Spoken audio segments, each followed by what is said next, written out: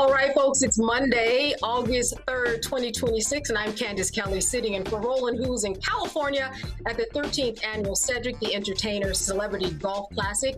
Here's what's coming up on Roland Martin Unfiltered, streaming live on the Black Star Network. It is Moral Monday. Faith leaders and activists are arrested this morning after a demonstration inside the Hart Senate Office Building.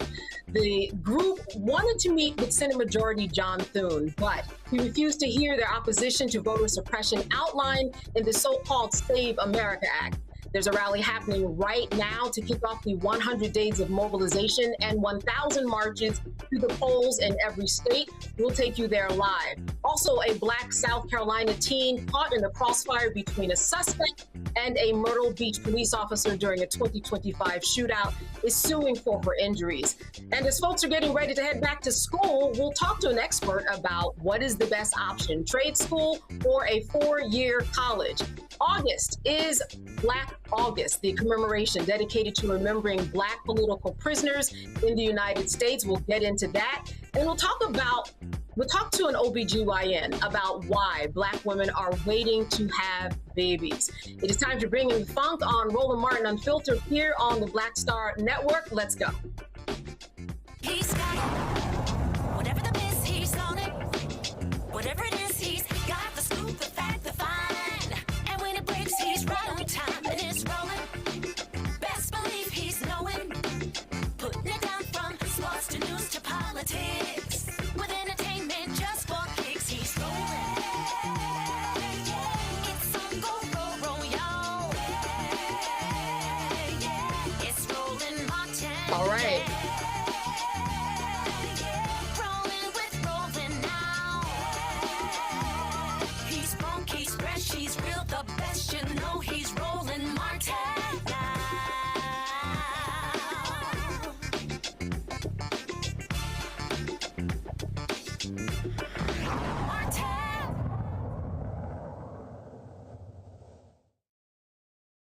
All right, it is the final Moral Monday organized by repairers of the breach in the nation's capital before the movement returns to the states. Dozens have gathered at the New York Avenue Presbyterian Church for the Calling the Nation to the Table of Democracy and Vision voting rally. Earlier today, a few faith leaders and activists were arrested inside the Hart Senate Office Building. Senator Majority Leader John Thune refused to hear their opposition to voter suppression outlined in the so-called Save America Act. Today is the launch of the 100 Days, 1,000 marches to the polls across the United States ahead of November's election day. The goal is to mobilize 5 million low-wage voters and at least 1 million Black men, particularly in the South, in the battlegrounds.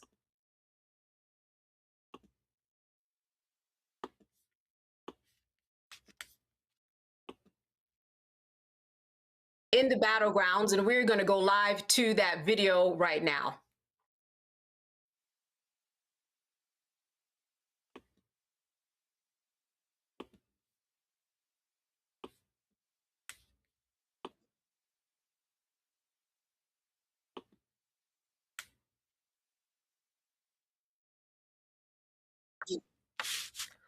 All right. Well, at this time, I think that we are going to go to our panel right now. I want to introduce them right now. I am joined right now by Dr. Omekongo Dibinga. He is the author and lecturer at the School of International Service at American University. I'm also joined by A. Scott Bolden. He is an attorney with News Nation and a political contributor. And Yolanda Jones, she's a Texas state representative and lawyer. Thank you all for being with us today. We're going to get that sound going soon, and we're going to go live. Let me go to you, Dr. Dibinga, first of all, in terms of your feedback about something like this needing to happening. What is the necessity? And the goal is a very large goal, but definitely something that is needed. Look, we need to continue to push and fight for what we desire to happen in this country. You know, I'm reading a post right now. I think Roland posted it, and several other people have posted it, showing that the attack on voting rights and the attack on all of our equality and all of the challenges we're having is actually pushing more Black voters in the South, you know, to get out and vote. It's kind of having the opposite effect than, what the Republicans were expecting. And so we have to get to a point where we're not waiting for events like the eradication of the Voting Rights Act and other things to get motivated. We have to stay motivated throughout. When I look at what's happening on Moral Mondays, the fact that Reverend Barber has been consistently doing this, with his health challenges, getting out there for us, getting arrested, we see this happening on a regular basis. And the fact that people like Senator Thune won't even take the time to meet with them, that shouldn't be something that discourages us. That should be something that encourages us to get out there and keep fighting. Because look, when we look at what our ancestors did, the civil rights movement and the like, when when Dr. King and others went to LBJ and said, we need this, we need XYZ, his response was, make me do it, right? I don't really have the power, make me do it. And we have to be able to do that. And so I commend what Reverend Barber is doing, but we have to continue to keep up this fight, now that the Moral Mondays is ending. This is the last one. We have to continue this fight going into the midterms. We cannot stop right now. And regardless, if they don't want to meet with us this way, they're going to meet us another way when we win the midterms. Thank you for that response. Listen, we're going to go live. There are a few technical issues there, but let's go live to the rally right now. Committee here at New York Avenue Presbyterian Church. It is my pleasure to welcome you all here tonight on behalf of our church's session and pastors. Our head pastor, Reverend Dr. Sarah Johnson Austin, is sorry that she couldn't be here tonight, so she asked me to bring a few words of welcome on her behalf. So please hear these words of welcome from Reverend Dr. Sarah Johnson. Friends, it is my joy, even from a distance this evening, to extend a warm word of greeting to each of you gathered here at New York Avenue Presbyterian Church. Though I could not be with you in person, my heart and prayers are fully present with this moral movement calling our nation to the table of democracy and vision. To Bishop Barber, Reverend Dr. Jackson, Reverend Dr. Broom, and all gathered in our sanctuary tonight, thank you for your commitment to the sacred work of protecting the vote, defending the vulnerable, and insisting that justice roll down like waters. Our congregation stands with you and is grateful that you are gathered in our sanctuary this evening for this important event. Thank you. Thank you, Morgan. We're grateful for the hospitality of New York Avenue Presbyterian Church. And let's give it up one more time for all of our partners, our national and local partners. We are grateful. We will now hear from the Reverend Moya Harris from Sojourners, Ms. Phyllis Bennis from the Institute of Policy Studies, Pastor Doug Horner from the Cleveland, Ohio Prophetic Council. They came all the way from Cleveland, Ohio to be with us today. And then we will hear from the President and CEO of the National Low-Income Housing Coalition, Ms. Renee M. Willis. Let's receive them in that order.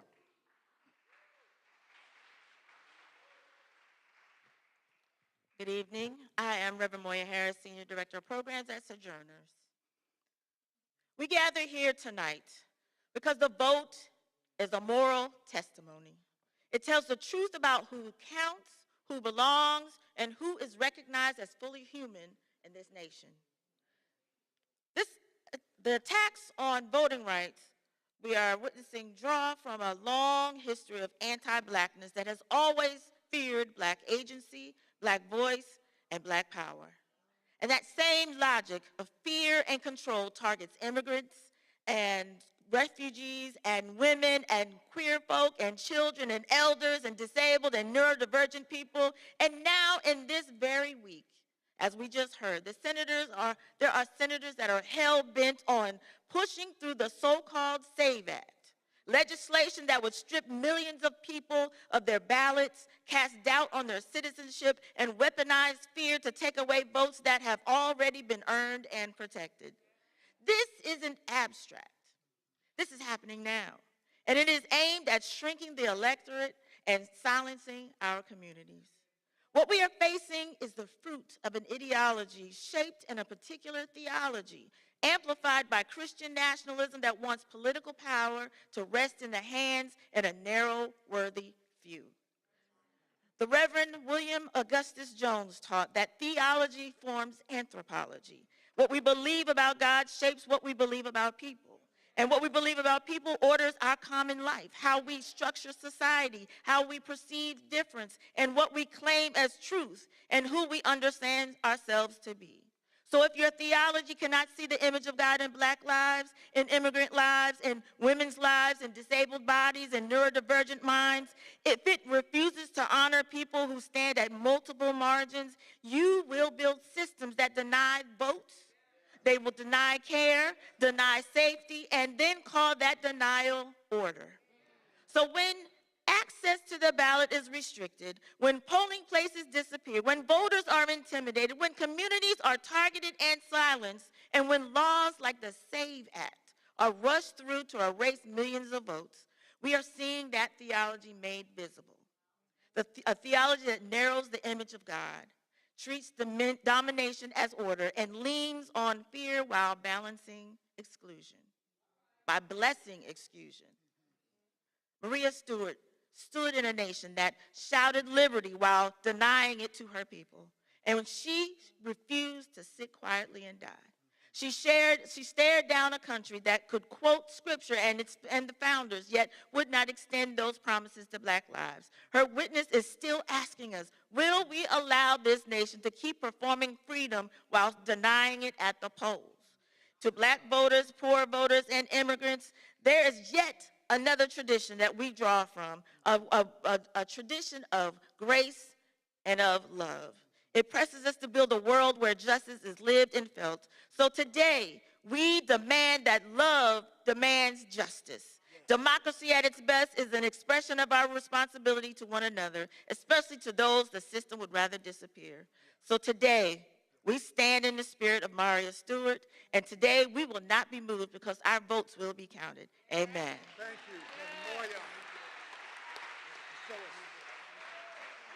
This is what it takes when we talk about 2026. We are talking about text messaging, grassroots phone banking, peer-to-peer, anything in terms of just making sure that people are digitally getting a response. But in terms of what is going on and the number of folks who have not been voting in these past important elections, this is what it takes. It takes something like this of massive, epic proportions so that people see that the numbers are there, and that helps people to understand the importance of it.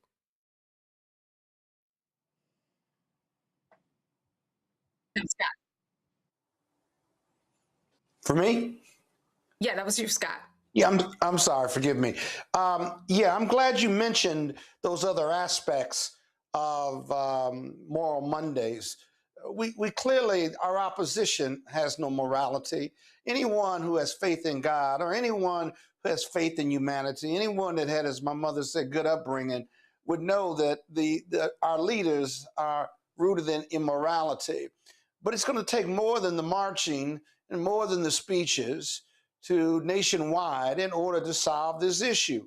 We're in this situation because of the lack of commitment to our own voting, regardless of the Voting Rights Act, Section 2 and Section 5 that have been gutted by the Supreme Court. We are in this position because we haven't convinced millions of Black voters and brown voters and gay voters and women voters to vote for a democratic agenda for fairness and equity and justice. And so my real question, not rhetorical, is what else you got, if you will? I understand Moral Mondays. How do you measure your success the day before 2026 voted in November? How do you measure your success in 2028 so that at the end of the voting day on both of those dates, right, you have a good sense that you have mobilized millions of voters, they have voted for a democratic agenda and democratic candidates, and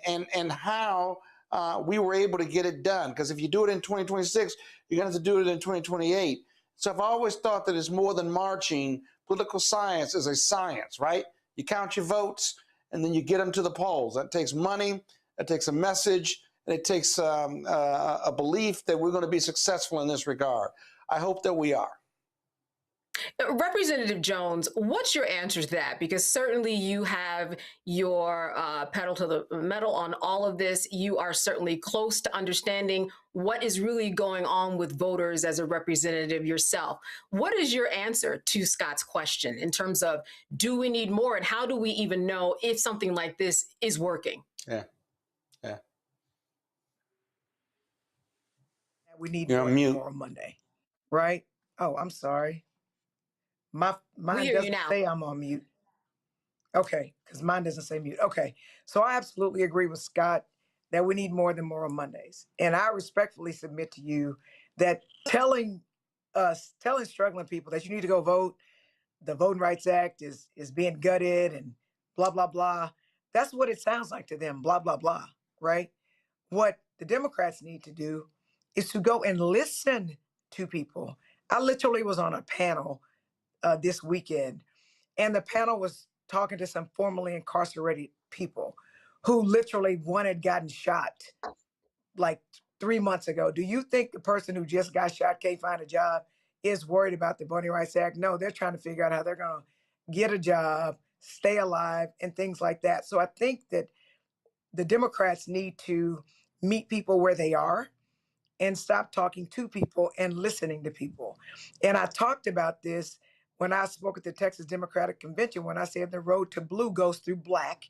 And we heard one of the speakers talking about, the anti-black discrimination. But I just had a town hall titled The Road to Blue Goes Through Black, where black people got to literally tell the Democratic Party how they failed them and what the Democrats need to do to inspire them. So we need to stop believing that we're inspiring people to vote by chastising them and telling them how dumb they are for not voting.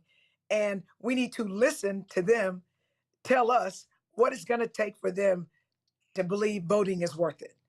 I believe that's the key. And I think we're doing it backwards. I think we're doing it from the top to the bottom rather than the bottom to the top. And certainly, Representative, as you said, more meetings where people can actually voice their concerns. That always helps. All right, folks, we're going to go to a break right now. You're watching Roland Martin Unfiltered here on the Black Star Network. Stay with us. All right, folks, let me get personal for a second. My mom had questions about her Medicare, so she called Chapter, a Medicare advisory company, and she texted me right after saying it's a great benefit. That was easy. fine. A real person walked her through the whole thing, and now she understands better what's going on. But it's not just her. A woman in Yonkers wrote in saying the process was so simple, the enrollment was easy, and she was so glad she called. Then there's Marilyn, 90 years old, in Florida, living on Social Security. Her premium climbed every single year north of $400 a month for coverage she could barely afford anymore. So what does she do? She called Chapter. They found her the same top-tier coverage for hundreds of dollars less. 90 years old, and finally somebody in her corner. I hear stories like that again and again from our community. The Medicare system was not built to work for you. Too much fine print, too many plans. Yet Chapter's advisors are independent and honest, the only Medicare advisors that compare every plan nationwide. They're focused on one thing, what actually works for you. If you're already in the right plan, they'll tell you. No games. People who switched with Chapter saved an average of $1,100 a year. All it takes is 20 minutes. You talk to a real person, and it's completely free help. So call Chapter at 724-264-8281, 724-264-8281. That's Chapter. Let me ask you a question. Why do so many people seem to think they know black men so well? What they think we want, what they think we need. Hell, they even tried to tell us why and how we voted, but never had a conversation with us. Never asked us how we felt, what brings us joy, what makes us angry, what makes us scared. How do we live? That's what this show is about. No translation, because we don't need anybody speaking for us. We can speak for ourselves. This will be a show where we bring brothers on that you don't see on every other talk show. Nope. Brothers that are doing work in local communities with black men for black communities. We're going to hear each other and try to understand so perhaps we can move forward together. No translation, because we don't need anybody speaking for us. Nope. What we need is each other. No translation, right here on the Black Star Network. Check it out.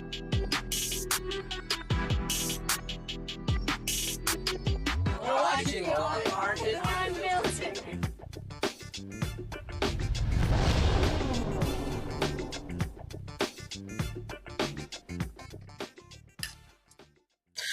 right, Democratic lawmakers returned to Annapolis for a 3-day special session to discuss redrawing congressional district maps that would eliminate the state's only Republican congressional district.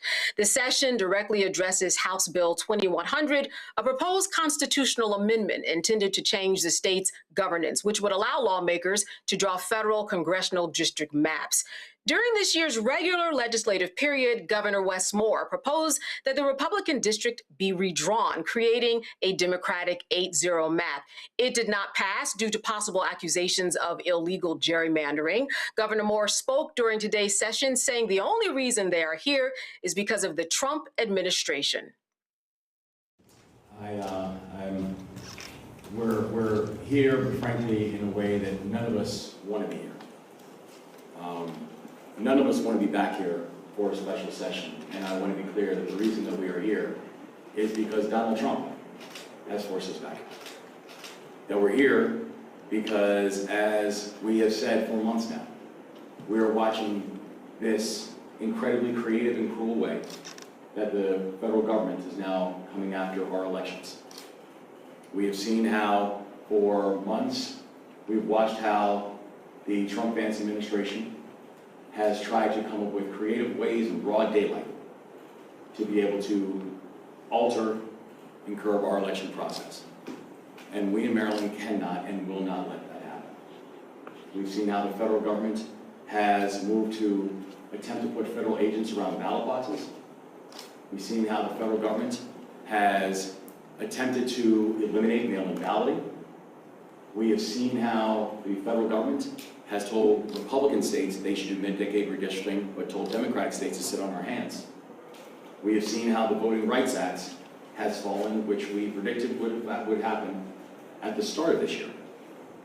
And so we're back now to be able to ensure that our elections should be in the hands of the people of Maryland.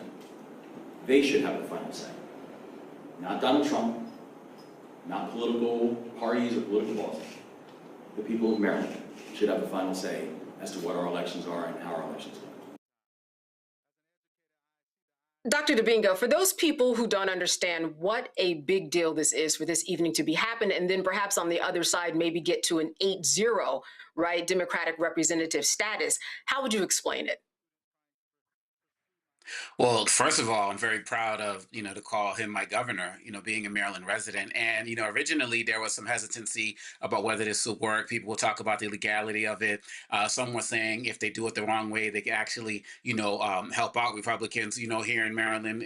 But Yes. at the end of the day, in Maryland, the voters want to see our leaders do something. They don't want to see the rest of the country passing us by with Trump's what we consider to be illegal activities, but at the very least they're shady, right? And so in the beginning, people weren't sure if Westmore was going to really work this way, but we don't have a choice right now because the Republicans are not going to stop. And so every state needs to do what it can across the country. Some Democratic states have shot themselves in the foot because they came up with legislation to prevent this types of redistricting, but these red states, they didn't care. They kept doing it. So, if our back's against the wall in these blue states, this is something that needs to be done. And so I feel like if this can happen, when we see what's happening, I feel like the Democrats are still going to take it as it relates to the midterms, but it's going to be fewer seats because of the redistricting efforts that have been happening in other places across the country. So Maryland is stepping up to see what's possible and doing its part, and I'm with it 100%.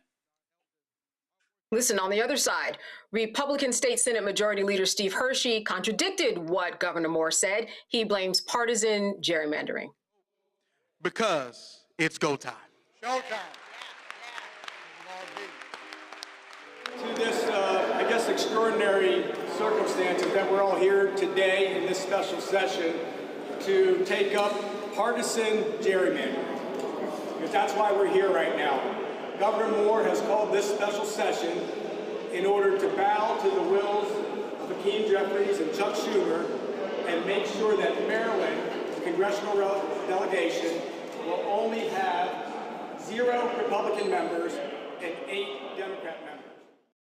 A vote on this new map is not going to happen until Wednesday. If approved, it will not take effect until the 2028 election. Scott, I want to go to you. This is certainly something that is not surprising that everybody would be on opposing sides, Republicans and Democrats, and looking at this and calling this gerrymandering. But what say you about the Republicans, sounding like the Democrats often and for once?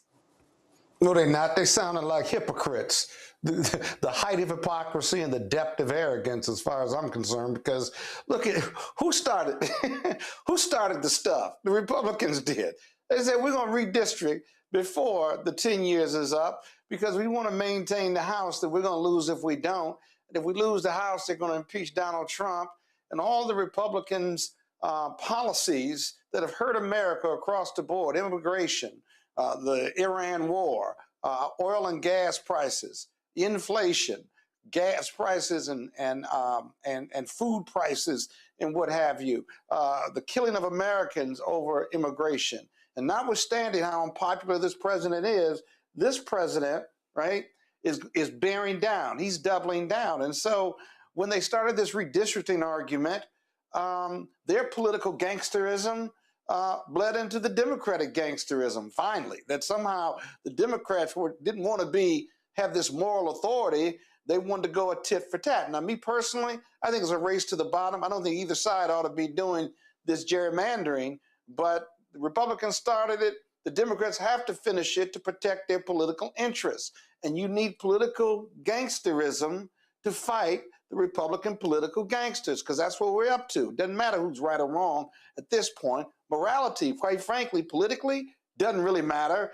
It's about winning. And that's the only thing this is about, or at least giving yourself the best chance to win. And so Maryland only has one seat to flip, but every seat matters, if you will. And given what the president's numbers are as far as popularity goes, and even those who believe that the country is going in the wrong direction, independents, Democrats, and even some historic Republicans who are not MAGA Republicans, it makes all the sense in the world. We've got to get this country back. And the only way to get this country back is to take it back because the Republicans stole it at so many levels. And so we're going to see this play out. Other blue states need to do it. But remember who started this. The Republicans started this, right? The Democrats have to finish it. So, Representative Jones, an amendment, no small feat to complete or change. What hurdles do you foresee coming that we just haven't discussed here tonight? So I actually think that, so first of all, I'm laughing. The first hurdle I think we got to face is those of us in the Democratic Party who want for us to play fair when they ain't, right? That's a hurdle to protecting democracy. No ifs, no ands, no buts. So I say when they go low, we need to go in the gutter. I didn't stutter when I said that, and I meant it. As was said before, they started, we have to finish it. And, this thing about Republicans whining about partisan gerrymandering, I'm sorry, your president literally anointed the Supremes, and the Supremes have said that you actually can partisan gerrymander, which is exactly what they're doing. So Democrats need to stop playing in a world that they think the world should be, and they need to play in a world that is. And if somebody is going to put their throat on your neck, even when you're down, then you need to put them down. It's figuratively speaking, lest anybody say, I'm trying to make anybody be violent. My point is this. I wouldn't care if there's no Republican representation in Maryland. They don't deserve any. They have a president who literally is getting rid of Black representation and Democratic representation across this country. And the red states are doing exactly what he says when he says it. And even those Republicans who have little balls that have dropped, like teenagers or like middle schoolers, the second they do that, he punishes them and they go back and they fall in line. So we need to learn how to fall in line. We need to figure out any way we can to get this stuff done, because we cannot play by rules when our opponents are not playing by rules. So whine all you want, Maryland Republicans, whine all you want, President Trump. You started this. We're going to finish this. When you go low, we going in the gutter, because literally for Black people, our lives are at stake.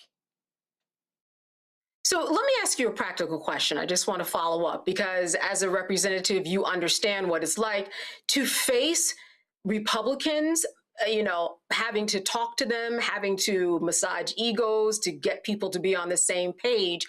What ideally is the way that people actually go about getting on the same page? And again, I'm asking you this because you are a state representative and understand what it's like down on the ground in the war zone, face to face. How do you actually get that to happen, or are we at a dead end here? So first of all, I think that you are asking me a question based and founded in a world that's fair. I speak to Republicans who actually, like me, can't vote for my bills because it will get them primaried. So they'll be like, Joe, that's a great bill, but I got to vote against it. So why are we talking about being on the same page with people who are terrified to be on the same page, even if that page is right, because they're more fearful of the consequences that Donald Trump is going to put on them?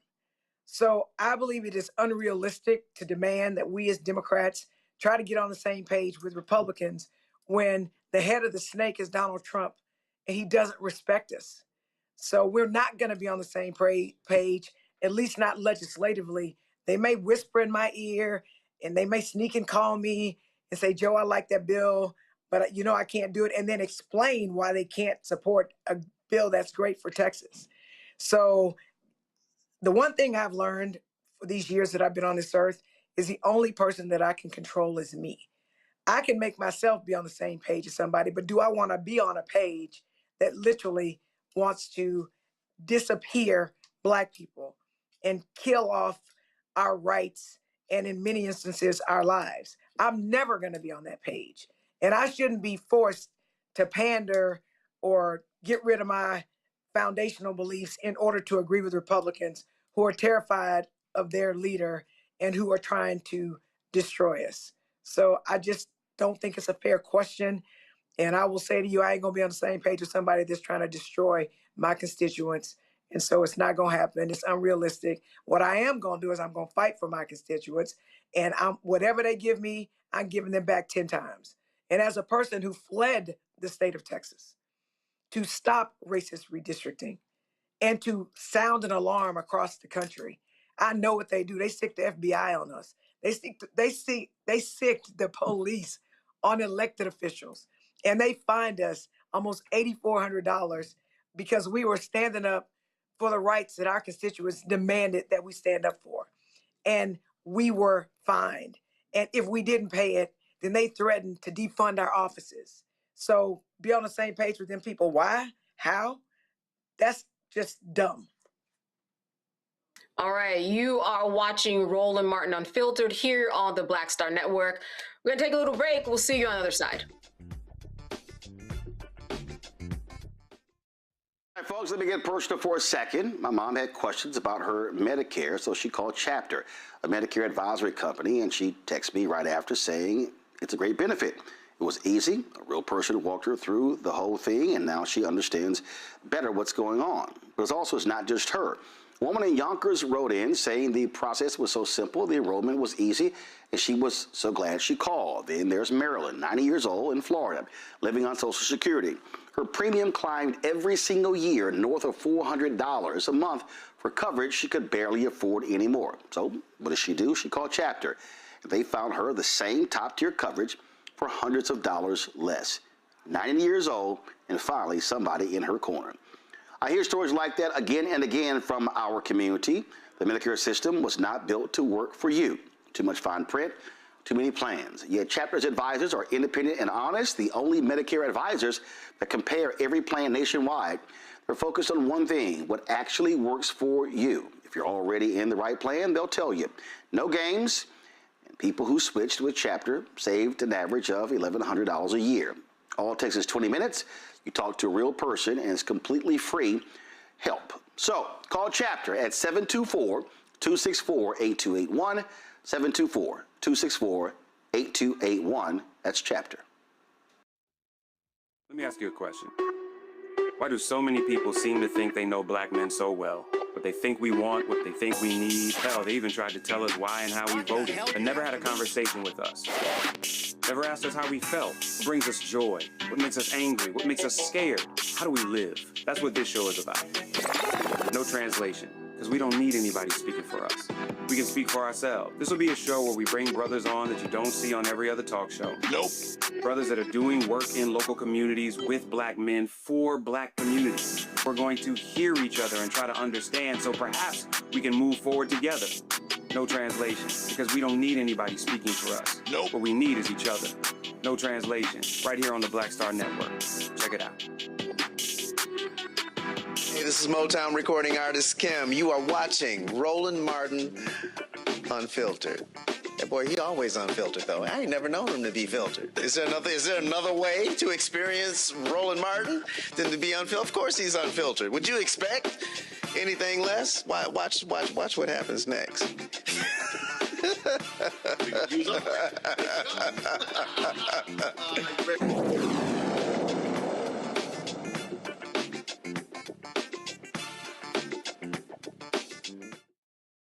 All right, down in South Carolina on April 26, 2025, along Myrtle Beach's busiest strip, gunfire left 11 people injured and 1 teen dead. At the time, they didn't know whose bullet hit whom. One of those injured was Black teenager Serenity Chavis, who was caught in the crossfire between the suspect and the officer Brandon O'Rourke. Dashcam video from Myrtle Beach police shows the moment when 18-year-old Jarius Davis pulls out a gun and fires 4 shots into a crowd gathered on the sidewalk. Within seconds, O'Rourke returns fire, firing 5 rounds and fatally striking Davis. It was later determined that one of those bullets struck Serenity in the leg. Now, O'Rourke did not face any charges related to the shooting, and he is back in uniform. Serenity and her mom are now suing O'Rourke and the Myrtle Beach Police Department for gross negligence, saying that they failed to ensure the safety of bystanders before shooting into a crowded sidewalk. I am now joined by Serenity's mother, Kendra Malloy, and national civil rights activist John Barnett. They're here to discuss the lawsuit. Thank you so much for being with us today. Thank you for having us. You know, Kendra, I wanted to just start with you. How are you doing? I'm doing fine. And Serenity, she's doing okay. Yes, ma'am, she's doing okay. Okay, great. So let's jump into this lawsuit. Let me start with you, John. For people who don't understand what exactly you are suing for, how would you explain it? Well, the attorney that's representing, I'm actually the activist, and I pretty much took Kendra and 2 other victims to my lawyer's office and or connecting with my lawyer's office. From there, you know, Myrtle Beach was just really trying to say that we didn't do anything wrong. So they literally saying that a young man who had a problem with 2 other black males, he's a black male as well, started shooting. The one teen started shooting at 2 or 3 other guys. The police was behind the teen that was doing the shooting. So they ended up coming out of a coffee shop and they started shooting at the teen. Well, but in front of the teen is people celebrating spring break. So in the end, 11 people was hit by bullets, 11. Myrtle Beach tried to promote the fact that this one teen shot everybody.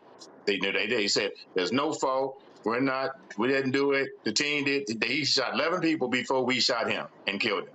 And so we thought it was ludicrous from day one. I began to initiate direct civil rights in front of the police department. And then after about a year, this case is so massive that our law firm, shout out to Charles Hunter and Everidge law firm, they upgraded it and gave it to Bakari Sellers, which is in Columbus, South Carolina, with Strom Law Firm. And he just filed literally today, about a couple hours ago. It's been about a year. It was spring break of last year. We passed spring break again, and now we're here. And you know, hopefully some glimmer of hope will come out of this. I do see that they have the Myrtle Beach Police Department listed that they're suing, and the actual officer that was doing the shooting. All right, so they're suing both parties. Kendra, what were some of the hurdles that you face? I understand that with the webcam, you had to do a lot of due diligence, people in the community, in order to get the truth and to get the webcam evidence even secured. Well, I did a lot of digging. I did a lot of research, and I just applied what I thought as a mother, like force. You know, I'm not going to give up so easily. Something has to be done about this. You know, like justice need to be served. So I teamed up with Mr. Barnett, and you know, he kind of like helped me throughout this whole situation as far as who to talk to, how to talk to folks, how to, you know, push my pressure to get them to release any type of evidence as far as police report, body dash cam, you know, talking to the community, you know, putting interviews out with the news, you know, so that my voice can be heard. John, what's your understanding about the relationship that you have with the police right now in securing evidence? Is it good? Are there hurdles? Is it a little bit strained? How has that been going in terms of communicating with those people that you need to communicate with, whether it be anybody in the DA's office or police? That's a great question. For 2 to 3 weeks, and I would have Kendra on the phone sometime, I was talking to Sled, and I was like, okay, you know, I don't think this guy shot all of these people. There was my other victim that's in Martinsville, Virginia. They actually promised me that they would give me a copy of the bullet that was in his leg. They were able to, you know, retrieve the bullet from his leg. And the doctor wanted to give the bullet to the mother, and then she second guessed it. And so Slade drove all the way from South Carolina to Virginia to get the bullet. Now, they promised me a photo of the bullet, and they never gave it to me. Because I have people in place. I work with 30 lawyers in 20 states. I got investigators. I was going to try to figure out whose bullet it was, and they never gave me that bullet. And so I believe that, obviously, that must have been the bullet that was fired from the officer's gun. That's my interpretation. So, again, relationship-wise, great question. I was on the phone with Sled for 2 or 3 weeks, and then they went silent on me. And we haven't heard in a whole year until now. Total silence. And so that's me. My grandmother used to tell me, may she rest in peace, Miss Fanny. She used to tell me something looks like a snake, something crawls like a snake. At the end of the day, it must be a snake. So we're going to be initiating a press conference next week in Myrtle Beach, just to kind of give people some kind of glimmer of hope. I challenged the fact that the officers was on paid leave for like 3 weeks. I'm like, how they shoot somebody and they on leave? So after my press conference in front of the police department, they literally went back to work Monday morning.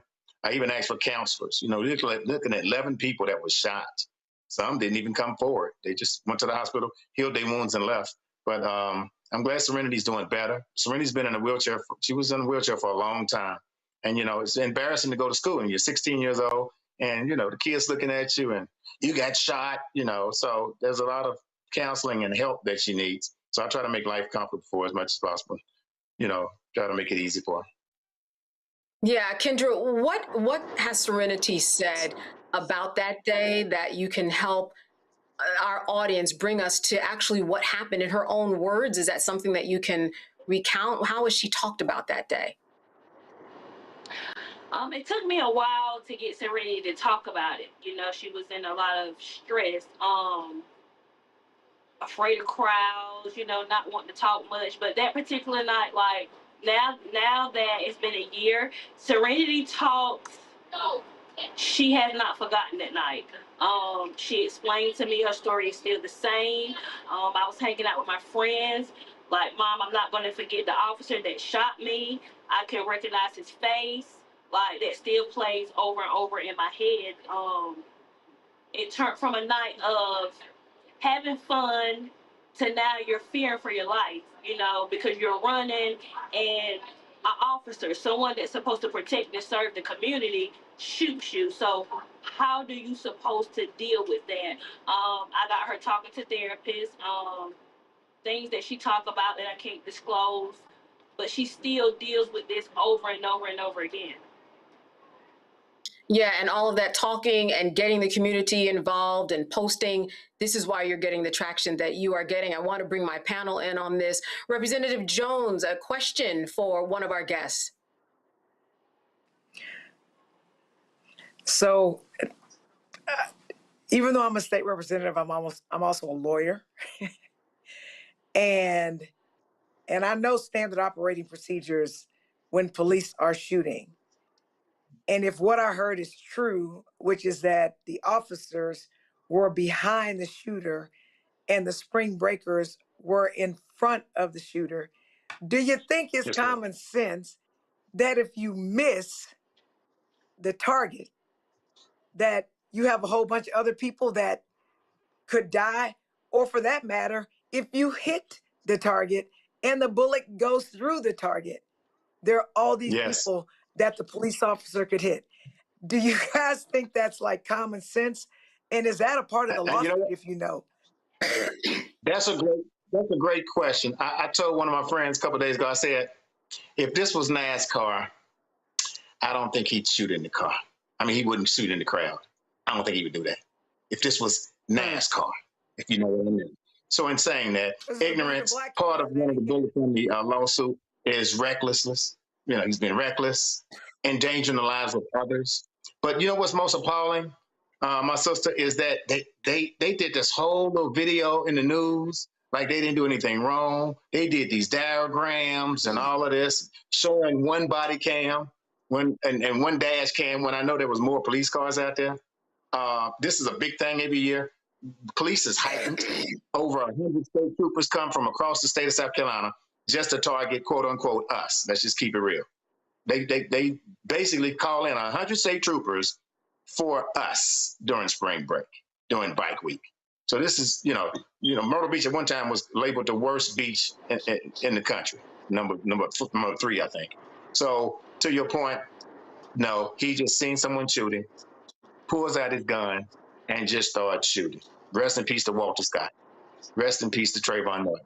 Rest in peace to people that they think it's so easy just to pull out a gun. Rest in peace to Sean Bell, shot 51 times the night before he's supposed to get married. Rest in peace to Jonathan Farrell in Charlotte, one of my other cases that I worked on. Got shot 9 times for knocking on a white woman's door. You know, I'm still asking, does Black Lives Matter, especially at Myrtle Beach during spring break? Let me drop this on you. Old wise man once told me that it takes 8 seconds for you to remember something good in your life. He said, but it takes 2 to 3 seconds to remember something bad. So if I ask you, where was you at 22 years ago on Thanksgiving Day, you probably couldn't remember. But if I ask you if you ever been shot by the police, you ever been pulled over by the police, was you touched inappropriate, it would take less than 2 to 3 seconds. I close in saying this: Serenity won't forget these 2 to 3 seconds of getting shot in her leg. And what's interesting is I think the guy tried to flirt with her prior to. So the same guy that I think maybe exchanged a number, and Kendra can correct me, this was the same one that she was trying to help stay alive. My 13-year-old client that was shot not only in the arm, but in the leg, he will not forget those 2 seconds, ever. Scott, question for one of our panelists. Yeah, Scott Bolden here. As a former state and federal prosecutor and someone who's investigated these cases and have gone over video after video with Roland Martin on this show over the last 7 or 8 years, let me just say this. I get what you're saying about the police and the recklessness and the negligence, and you certainly have what we call a cognizable claim. Bakari Sellers is a good Morehouse man. I'm a good Morehouse man. But my question is this, right? Because what the police are going to say is, 1, they didn't do anything wrong, and 2, there was a shooter. They didn't start shooting, but they were shooting for the shooter who ran into the crowd or ran away with the crowd. And their training tells them that if there's a potential loss of life or limb and someone's usually using deadly force against another individual, they're free to fire. Now, it gets tough because there's a juxtaposition there, right? You can't be reckless about it, but you can't shoot into a crowd going after a bad actor, okay? So I think this is a little different, if you will. And so my question is, I'll give you a chance to respond, because that's what the government's argument's going to be when this case goes to trial or goes through the process. That would you prefer that I not shoot because that shooter was going to potentially harm other people? And so if we shot some people in the process, I have absolute immunity or I have limited immunity as a law enforcement officer to protect the public. What's your response to their argument? Because I guarantee you that's going to be their argument. Yeah, and you're exactly right. Absolute great question. And you're exactly right. I don't have a problem with the officers trying to protect the community. I helped Michael Tinsley in Charlotte, North Carolina. I assisted him in winning $1 million when he was fired by the police. My relationship with the police is bittersweet, but I will tell you this. What I do got a problem with is them lying, saying we didn't do anything wrong. But Corey Sellers, with his experience, shout out to you and all of my brothers at Morehouse, I'm sure he would not be taking this case if he knew that it wasn't, he told Ms. Kendi it was a great case. So my point is, I'm not against the police. If someone tries to break in my home right now, I'm calling 911, which is the police. But what I do have a problem with is people lying and lying to us for weeks and telling Kendra and my other client that we didn't do anything wrong. It's the lies that get me. It's the fact that you mean to tell me that the bullet that's in my client's leg in Martinsville, Virginia, when you pulled it out and it was in a freezer bag, and you sled drove from South Carolina, Myrtle Beach, to Virginia to pick up the bullet, and you come back and tell me you're going to give me a picture of the bullet, and you never do, you're lying. And that's the challenges I have with the case. I'm pro getting the police to help us, but I'm against someone that lies like a snake. That's my problem. Yeah. No. I agree. All right, Dr. Dubinga, a question for one of our guests. Yes, my question is for you, Ms. Malloy, and it goes off of something Mr. Barnett said. He said that some people who did get shot that night went to the hospital, got, stitched up and kind of went on their way. What is it about you that said, I can't stop here, more needs to be done, and my child is just not going to be looked at as some type of throwaway? What led you to keep pushing this when some others just went about their business and moved on? Good question. I'm going to stop here because of the trauma that was done to my daughter's leg. When I first arrived at the hospital, they told me they would have to amputate her leg, meaning cut it off. She's 15 years old. Who wants to go through that? It could have happened to anybody else's child, but with my child at 15 who was enjoying her spring break vacation and this altercation happened, my daughter sustained a 10-hour surgery where she had to reconstruct her leg back, meaning she has metal, she has all types of things in her leg to help her walk again. So that's my dramatic matter when it comes to my child. The other kids that were shot, it's sad, they didn't sustain the trauma that my daughter sustained. My daughter sustained trauma that took a while for her to get used to walking on her legs again, to adapt back into being around crowds, to adapt to being back in school, something she has to deal with for the rest of her life. Even her doctor spoke and said this is a pain that she would deal with for the rest of her life. She will forever walk with a limp. So that's why I can't stop. I won't stop at this matter. I will not stop. I'm going to push until something is done. Most importantly, it's the lies that has been told about this case from Myrtle Beach Police Department. John, let me jump in here and ask you, what are the next steps? You mentioned that the lawsuit was filed just today. Do you have a timeline? What are your expectations? Well, one thing I've learned historically, fighting civil rights for about 17 years, is that pressure busts pipes. And that I assisted Shankrella Robinson. And at one point, a local activist had said that her case wasn't trending anymore. So I began to send pink envelopes to Joe Biden and to Mexico. And the next week, a great attorney named Ben Crump called us. And the case was resurrected. And the case is now being seen in the Department of Justice. So I think our job is to make sure, just a few weeks ago, we were talking about Cyrus, a young Black boy who went into a store and got some water and ended up dead. Just maybe a month ago, we were talking about Carmelo Anthony. And I learned from another wise activist, you may know his name, Minister Farrakhan. He said that they killed Trayvon Martin, they give us a Trayvon Martin Foundation, put a pacifier in our mouth, and we rock us back to sleep. They killed Michael Brown, put a pacifier in our mouth, and rock us back to sleep. Shoot Dr. King in Memphis, give us a national holiday, put a pacifier in our mouth, and rock us back to sleep. my goal in order to get justice, because when I see Serenity, when I seen her in that wheelchair, I've pushed her wheelchair down the streets of Myrtle Beach. I've given her her favorite drink, which is Starbucks. I can't get that out of my head of her saying, I hope I'm going to be okay. And I won't forget those shots that rang out.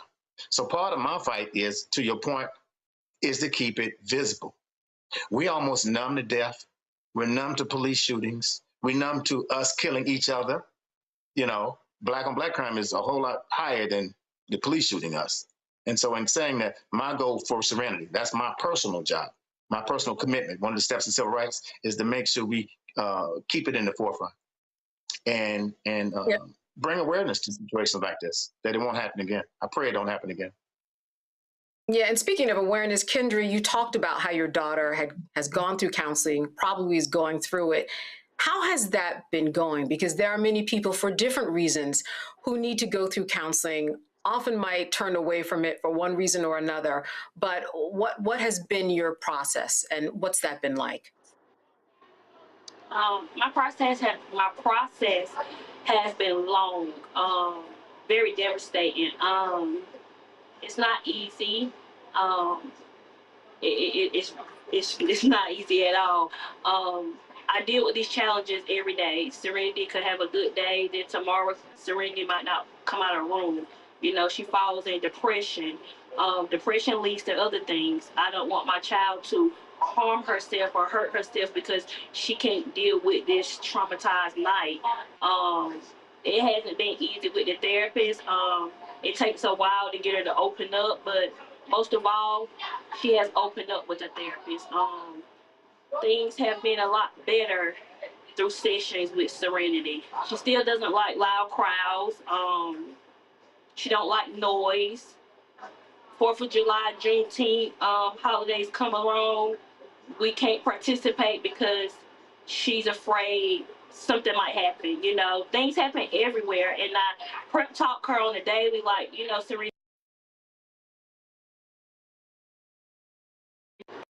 it happened to you, so we're going to continue to talk with.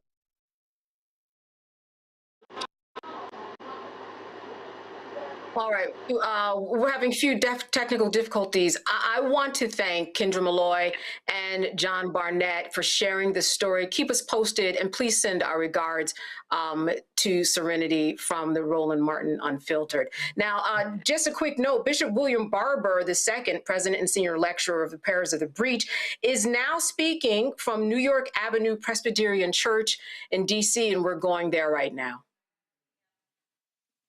The hour has already come for us to wake up. And this directly speaks to the now. It rebukes political complacency and demands immediate, wide-awake action in a time of crisis. We won't pray our way out of this. We must pray, but we got to put some legs on our prayers. We won't wait our way out of this. Just waiting things going to change. No, they will not. They only will change if we do the kind of waiting like a waiter in a restaurant, if we serve and we move and we give. The testimony circle of my faith tradition, the elders, the mothers, the saints way back yonder often lean back, Cheryl. They clear their throats some nights when things were rough, when the weight of history was on them, and from their bones they would holler in the church, if we ever needed the Lord, we sure do need him now. But today I want to step into the tradition of the hip-hop artists, and I want to sample from that sacred tradition, because when they said it, they didn't just mean they were going to sit down and do nothing. In my tradition, my bring up, I want to scratch the record a little bit. And I want to scratch the record of our political complacency. I want to drop the beat of historic urgency. And I want to remix the testimony for this hour and suggest if we ever needed to vote, we sure do need to vote now. particularly if you understand that voting is not something some human being gave to you. We've learned in this movement that the word vote in Hebrew is call. It's the same word as voice. And in Isaiah 58, where the Bible says, lift up your voice like a trumpet, in Hebrew is call shofar. Lift up your voice like a trumpet, or lift up your vote like a trumpet. And for us, the right to vote isn't casual, it isn't abstract. It's a right born out of deep struggle. Somebody say, there's blood on it. There's blood on this right to vote.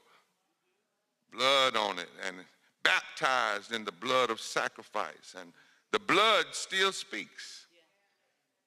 Voting is a holy gift from the God of justice. We're not animals. We can make a decision.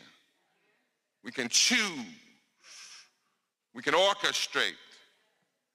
My brothers and sisters, it was 2,626 years ago when God had his prophet Micah look at the empire, look at every nation and every politician and say, if you really want to please God, you must do justice and love mercy and walk humbly before your God. It was 2,026 years ago when God's son, as I call it, Jesus of Nazareth from the ghetto, stood up in the ghetto, stood up and declared that the least of these, the poor, the marginalized, the sick, and the excluded can never be an afterthought if you want to be a great nation.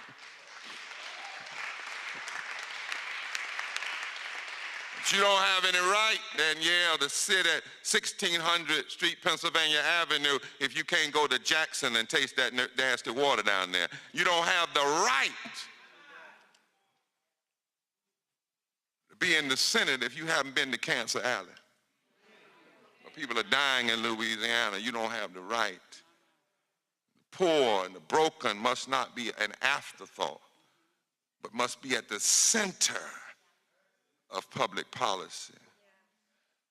And we must never forget what I call the roll call of the blood and the ballot. There's a roll call. Think for a moment about where we are on the timeline of history right now. When you look at the calendar of our struggle, you will understand why, if we ever needed to vote, we sure do need to vote now. Look at the clock for me, if you will, for a moment. It's been 407 years since the first ship landed in Jamestown, Virginia, to bring 20 stolen Africans and put them in the worst kind of slavery the world has ever known, chattel slavery, because not only were you a slave, you were considered no longer human. It's been 256 years since Crispus Attucks, a black, white, native man, became the first casualty, dying on the cold cobblestones of Boston, fighting for freedom of a country that didn't even recognize him as a human. It's been 250 years since the signing of the Declaration of Independence, a thing that was signed, but its truths that it recognized were already flawed. It's been 228 years, 39 years since the United States Constitution was adopted. It's been 239 years since we, with brown skin, were fractionized by the very document that talked about freedom, but instead codified us as 3/5 of a human being. It's been 197 years since Mexico outlawed slavery before America, and 190 years since Texas revolted against Mexico because it outlawed slavery. Texas didn't break from slavery because it wanted freedom. Texas broke from Mexico because it wanted slavery. It's been 177 years since Harriet Tubman broke her chains, escaped slavery, went back into the dark night to lead others to freedom. It's been 174 years since Frederick Douglass stood up in Rochester, New York, and told this nation that its 4th of July celebrations were nothing but fraud, bombast, and hypocrisy. until America did right by the sons and daughters of slavery. And sadly, we could say that again today. It's been 163 years since the signing of the Emancipation Proclamation that did not free the slaves, but freed those only in states of rebellion. And the trick of the matter is, if the state just stopped rebelling, they could have kept their slaves. It's been 161 years since the first gun was fired in the Civil War. It's been 150 years since the ratification of the 15th Amendment that declared the right to vote could not be denied or abridged. It's been 132 years since the violent coup d'etat and race riots of Wilmington, North Carolina, where white supremacists went in a church like this and cooked up a plan to overthrow a democratically elected fusion government to crush black and white fusion political power. Some of what you're seeing today is not new. It's the vomit of what was already here in this nation's history. It's been 122 years since the riots in Springfield, Illinois. It's been 82 years since Smith versus Allwright legally opened up primary elections for black people. It's been 82 years since Primus King tried to vote in Georgia and was violently turned away by men outside of the voting place with guns. But we've seen that recently. It's been 72 years since Brown versus Board of Education declared that segregation was unconstitutional. It's been 71 years since the brutal mangling murder of a 14-year-old Emmett Till on August 28th, which would later become the same day as the March on Washington. It's been 68 years since students from North Carolina A&T sat down at a lunch counter in Greensboro, but they were also students from Bennett. And the women from Bennett actually came up for the idea before the brothers at A&T. It's been 62 years since Fannie Lou Hamer stood up before a nation after she was almost beaten to death by two black men that were told, beat her or you die, after she had polio. After she was sick in her body, and she said, I'm sick and tired of being sick and tired. It's been 65 years since Dr. King stood before the unions of this nation and gave us a roadmap and said that the only voting bloc capable of fundamentally transforming America would be for blacks and organized labor and poor whites and working people and Latinos to come together and learn how to work together and stop allowing people to divide us. It's been 63 years since Medgar Evers was gunned down in his own driveway in Jackson, Mississippi, the same night that the plan was for two other young black civil rights leaders to be killed. And the same night that Kennedy announced he was going to push forward the Voting Rights Act, the Civil Rights Act. It's been 63 years since the March on Washington for jobs and freedom, not for fellowship and fun. It's for jobs and freedom. They wanted to raise the minimum wage by 25 cents and index it with inflation. They wanted more money from public education. They wanted a full civil rights bill that also would include voting rights. It was not just a march for one person to do a speech. 63 years they marched because they had a piece of legislation. But we forget that at the end of that speech, Dr. King said, go back to Mississippi. And the speech was not have a dream anyway. It was normalcy never again. It's been 63 years since 17 days after that march, dynamite ripped through the 16th Street Baptist Church and killed 4 little girls. And Dr. King said, and yet those 4 girls still have something to say to us. They have something to say to every racist that spews their racism. They have something to say to every politician that hides behind order rather than change. They have something to say to every black minister that refuses to get involved. They have something to say to all of us. It's been 61 years since state troopers beat peaceful marchers on a hot asphalt of the Edmund Pettus Bridge on a Sunday morning. And the blessing of it was There were such storms in the nation that day that most folk were inside looking at the TV. They were actually. All right, and that was Bishop William Barber, the second president and senior lecturer of Repairs of the Breach. He was speaking from the New York Avenue Presbyterian Church in Washington, D.C. Do you want to continue to watch him? We are going live with him and continuing to be live with him on the Black Star Network. All right, we're going to be back after a break here on Roland Martin Unfiltered. Stay with us. All right, folks, let me get personal for a second. My mom had questions about her Medicare, so she called Chapter, a Medicare advisory company, and she texted me right after saying it's a great benefit.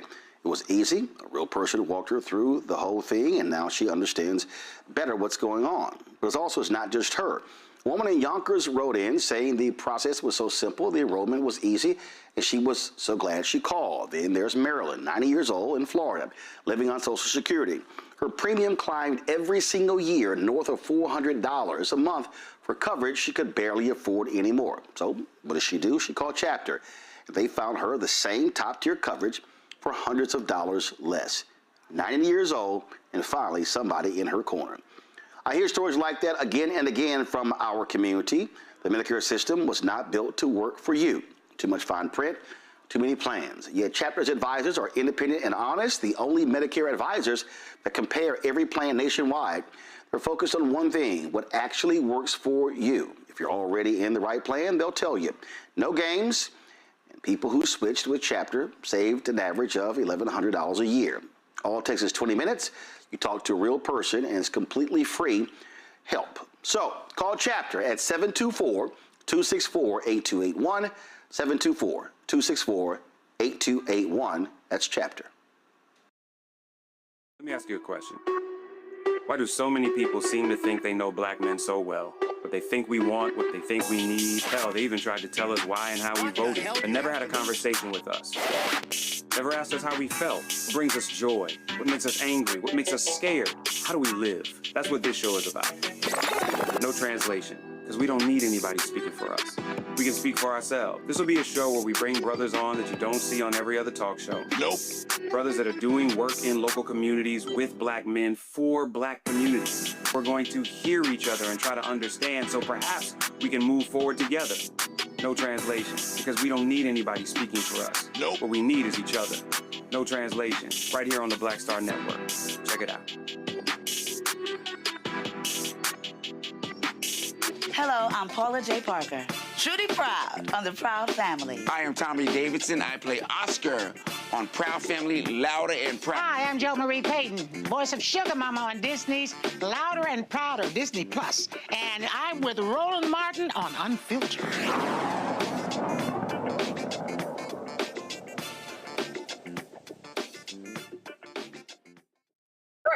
All right, for some time now, we've been talking about the rising costs of education and cutbacks on federal financial aid.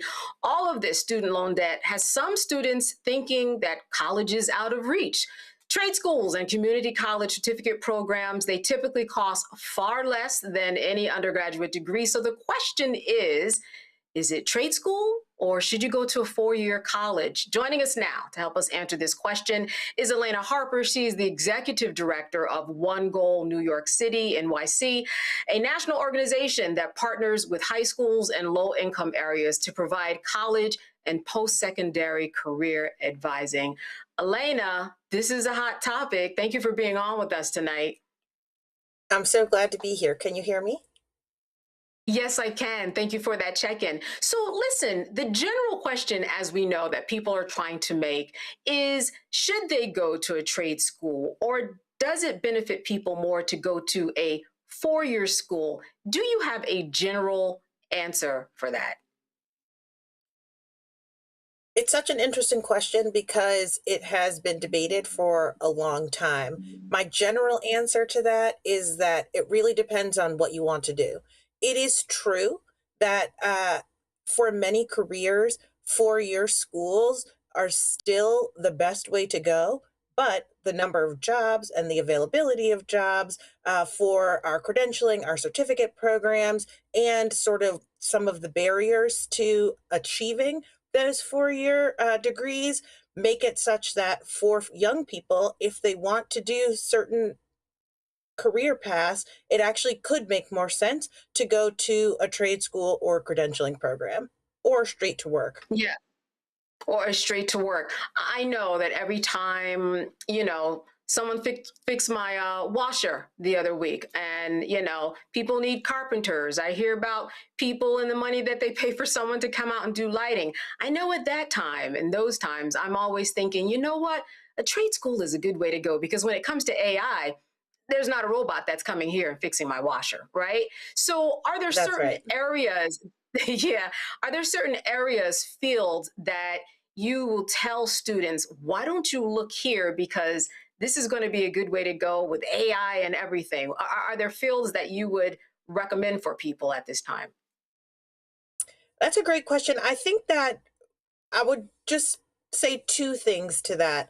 One is there are lots of jobs, you're talking HVAC, you're talking construction, you're talking, um, electrician, plumbing, all those things. Yes, for sure, AI is not coming for those jobs.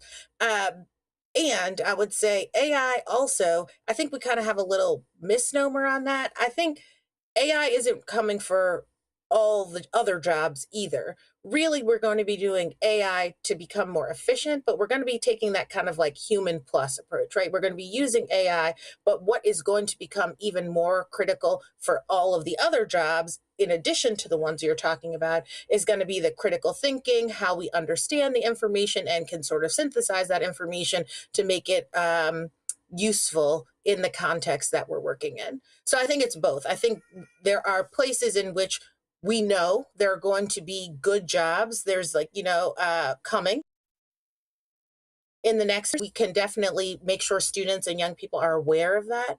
And also we need to make sure that we are teaching those critical thinking skills such that even if AI takes on some aspects of other roles, our young people know they are still a value add, an asset in any situation, even if the job is made more efficient by AI. Yeah, that critical thinking is very important. It's often skipped when we talk about AI. What are your thoughts about, when we talk about technology and computers and AI and anything that has to do with this digital media age? I have read a lot of headlines about students who have graduated from college, and what they're studying is old, and what they feel like what they have learned is old, because while they were in college, when it comes to anything having to do with technology, is moving at light speed, and the two were never keeping up with each other. Have you heard that in this world of computer science and technology, that it's really difficult for the real world to not completely outpace what's going on in a college setting? I was telling one of our students the other day that cell phones didn't even exist until I was on my way to college. So when you talk about technological advancements over the last, I'm going to say few years, to not age Sure. myself, you're really talking about that rapid pace. And I think this is where as institutions, as organizations, as mentors to young people, we have to help them realize it is always true. We were just listening to Reverend Barber give his talk. It was always true that people, even when in college, were doing things beyond what was happening inside the walls of those classrooms. And that is true today. And keeping up with and learning and getting exposed to some of the technological advancements and the AI advancements is one of those things that, like, institutions are slow to move, and so young people are going to have to do some of that work on their own,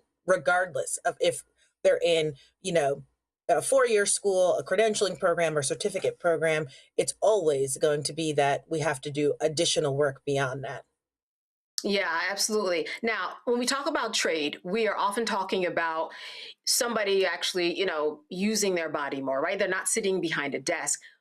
When people get older, let's say they are a carpenter or a plumber, or they work in, automotive, and the body gives, right? The knee starts hurting, the back starts giving out.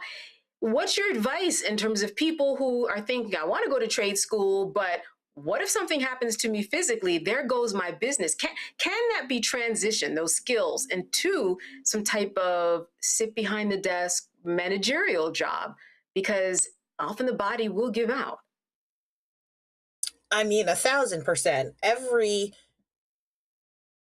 Every pathway, that's what we call it at One Goal, every pathway has potential for making it such that you are not doing the same type of work, forever. I would say you could be sitting behind a desk and the body gives out, and it is even more true. It is even more true in some of our trade industries. And I think there are a couple of things there. One thing that we are really focused on at One Goal is understanding the financial fit and financial implications of the pathway you choose. So as you come out and you are in one of those skilled jobs, what are you doing with your money? Have you thought about saving? Do you know what your goals are? What are you working for and towards? Do you have a purpose in mind and the type of life, a vision for what you want, how you want to live and the life you want to lead? And then are you taking steps along the way to ensure that that is the case? Because often there are, and I mean, if I could talk to my parents right now, they would tell you this. I came out of college and went straight into being an educator, a teacher, public school teacher. And they talk to me now about the choices I made with my money and what I was doing at that time. And I think those are the conversations we need to be having with young people now, because the body will give out and we always need to have some sort of plan, additional plans, a contingency plan, A, B, and probably C. Absolutely. Now let's talk about money specifically. What is the advice that you give? Because what we've been hearing from students, because college and these stories have been hitting the headlines for many different reasons, people are talking about the cost of college, $60,000. Some colleges are $100,000 a year. For that student who doesn't have the money, how do you explain to them what type of financial debt they are taking on? And maybe other opportunities that they might have not to have that debt. I mean, if you work at Starbucks or Walmart, Target, I mean, they do have plans where you can work and they pay for it. I'm just wondering, what are students' options who don't want to be encumbered with loans, because that interest rate is a killer. I can tell you that firsthand experience, or people who just don't have the money. What do you explain to them? I think that's a great point, that there are lots of ways to find opportunities to get those costs covered, or at least in part. Often, if you work in certain areas or go into certain fields, there are additional scholarships and things. But I think fundamentally, what we talk about at One Goal is that you have to choose a pathway where the financial fit of that pathway is part of making sure you are in a quality seat, you are in a program, in a pathway that's going to serve you. You have to know not just what you're academically capable of, but what your interests are, what your values are, the personal fit. You also need to understand the financial fit, and potentially you might make different choices depending on if you have, are singularly focused or you have other responsibilities that you need to be thinking about.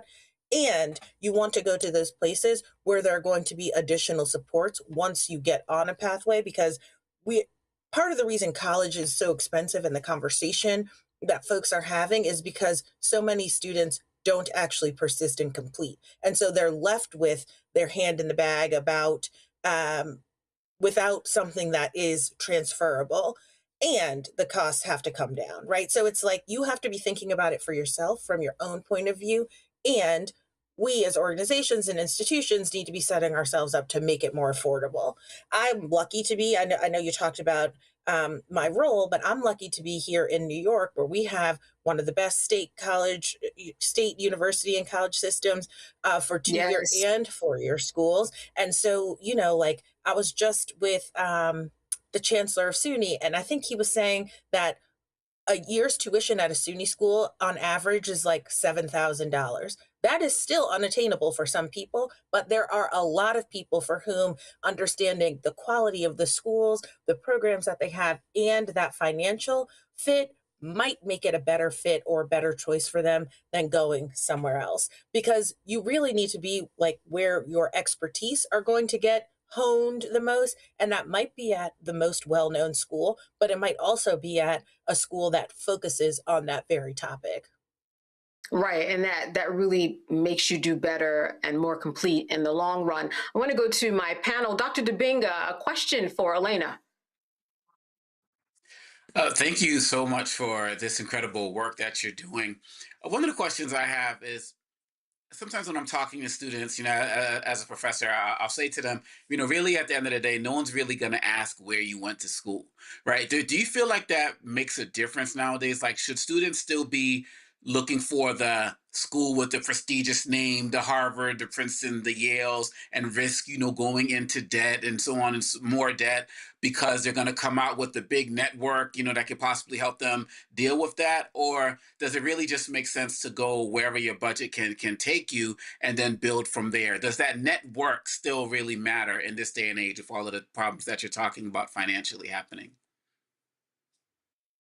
It's such a complicated question because there's this research out there that I learned from being at a session with young people. Microsoft actually looked into this research that says 80% of people get their jobs through their network. So on the one hand, and that's like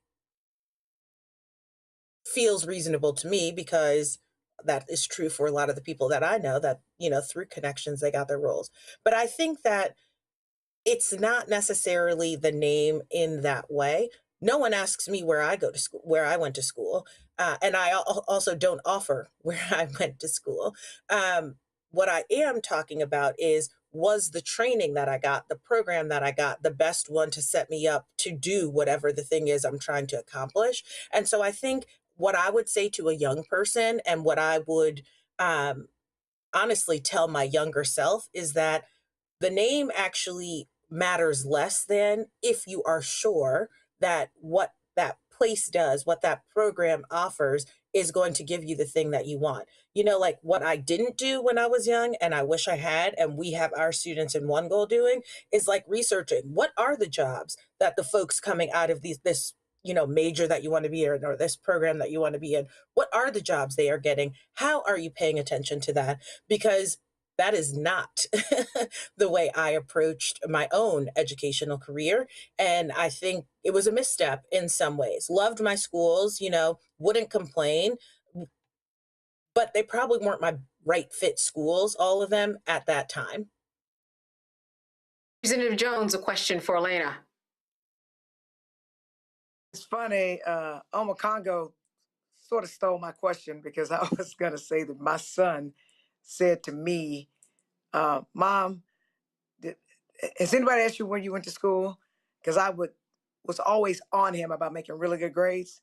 Or Mom, does anyone care that you graduated magna cum laude? And I was like, come to think of it, no one's ever asked me that.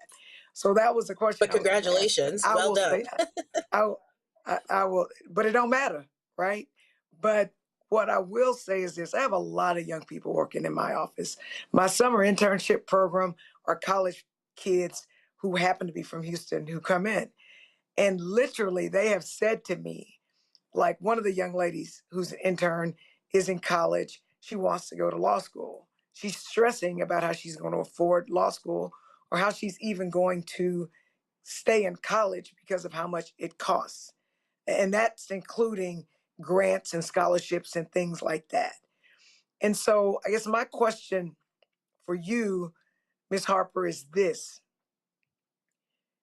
Sometimes we do the best when we have to struggle and fight for it. And the example is this. A lot of people I don't want to go to Thurgood Marshall School of Law, which is the law school at Texas Southern. A lot of people don't think HBCU's education compares to PWI education. But some of the best lawyers that I've met graduate from Thurgood Marshall Law School, because if you can survive Thurgood Marshall and learn how to get by without a lot of resources and people that just love you and teach you how great you are, then you can compete in every courtroom, wherever. And so do you think it's fair to say that wherever you can go that you can afford,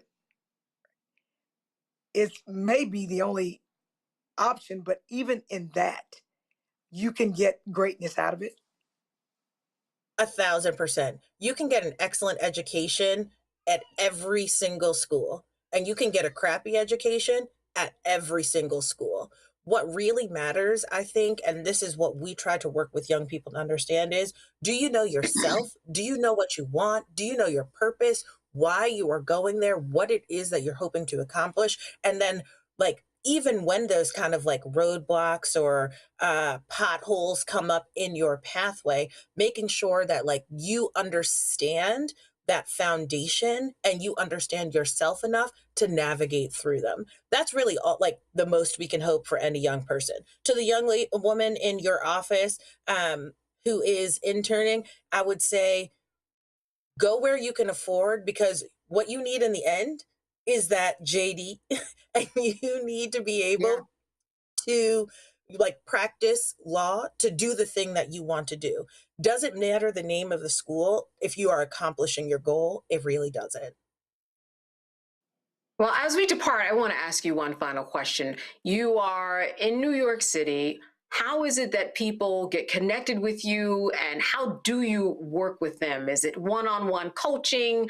How do they even get started? That's a great question.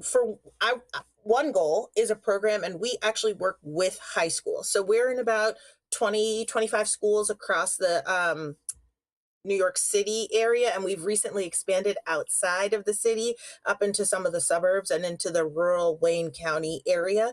And so, yes, you have to kind of, in order to be connected with One Goal, you have to go through your high school.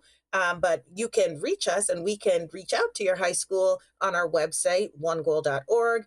And also, to be connected to me personally, you can find me on LinkedIn, Elena Minor Harper, Dr. Elena Minor Harper, and I will connect with you.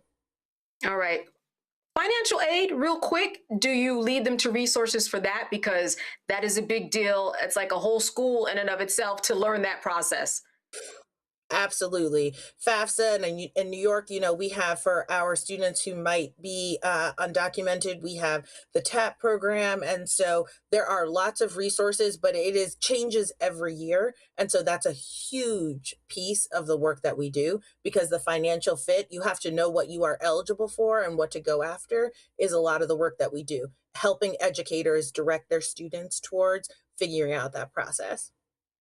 All right, great information. Elena Harper, the Executive Director of One Goal New York City. I am assuming and hoping that people have watched this and they're going to reach out to you. You've been great. Thank you so much for being with us. Thank you for having me. Have a wonderful evening. All right, you too. You're watching Roland Martin Unfiltered here on the Black Star Network. Stay with us. We will be back after a short break. All right, folks, let me get personal for a second. My mom had questions about her Medicare, so she called Chapter, a Medicare advisory company, and she texted me right after saying it's a great benefit. It was easy. A real person walked her through the whole thing, and now she understands better what's going on. But it's not just her. A woman in Yonkers wrote in saying the process was so simple, the enrollment was easy, and she was so glad she called. Then there's Marilyn, 90 years old, in Florida, living on Social Security. Her premium climbed every single year north of $400 a month for coverage she could barely afford anymore. So what does she do? She called Chapter. They found her the same top-tier coverage for hundreds of dollars less. 90 years old, and finally somebody in her corner. I hear stories like that again and again from our community. The Medicare system was not built to work for you.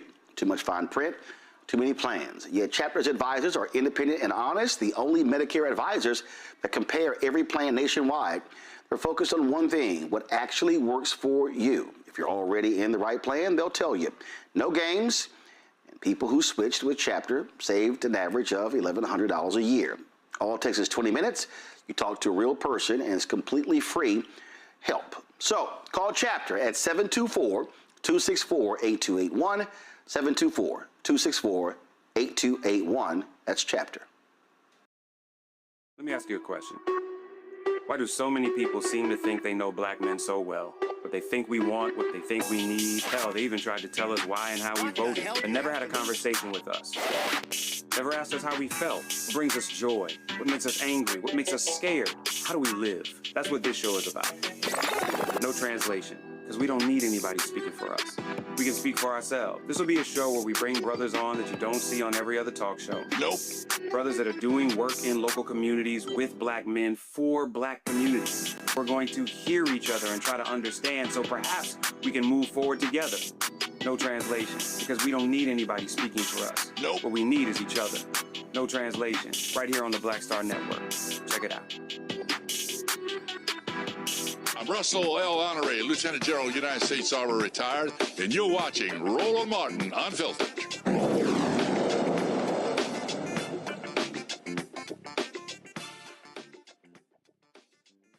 So the family of an unarmed black teen killed by Austin, Texas cops is not buying the claim that the 17-year-old orchestrated a, quote, suicide by police. Now, according to the police, on July 24th, Anthoniel Williams II called 911 and reported a young person who may be brandishing a gun in a parking lot.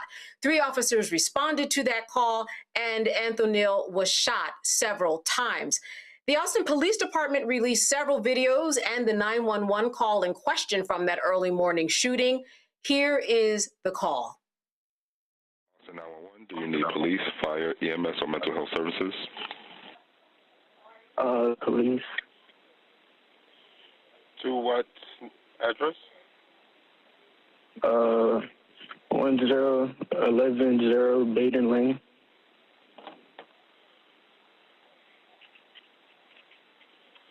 10110. And what's the Baden Lane, BADEN Lane. 10110 Baden Lane. This is a house, apartment, or duplex? It's a parking lot.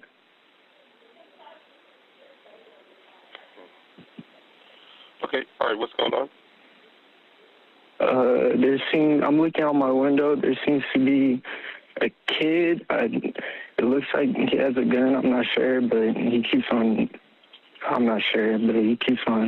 messing with his waistband. And I seen something in his hands. It looked like a firearm, but I'm not sure. When you say kid, how old?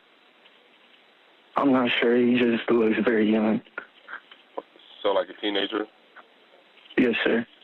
Okay. Is he like brandishing it, or does it just happen to have it? Brandishing it, I'd say, yeah. I'd say brandishing it. Towards someone, or is he just by himself? By himself. Officer Jake Pitcher's body cam video was also released, and we want to warn you what we're about to show you is disturbing. We're going to give you a few moments to turn away, and then we are going to take this body cam from that evening.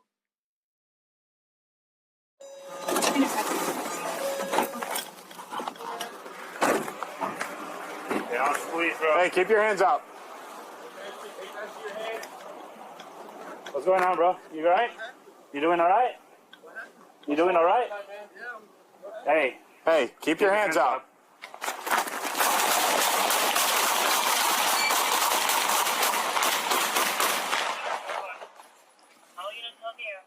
Hey, check your...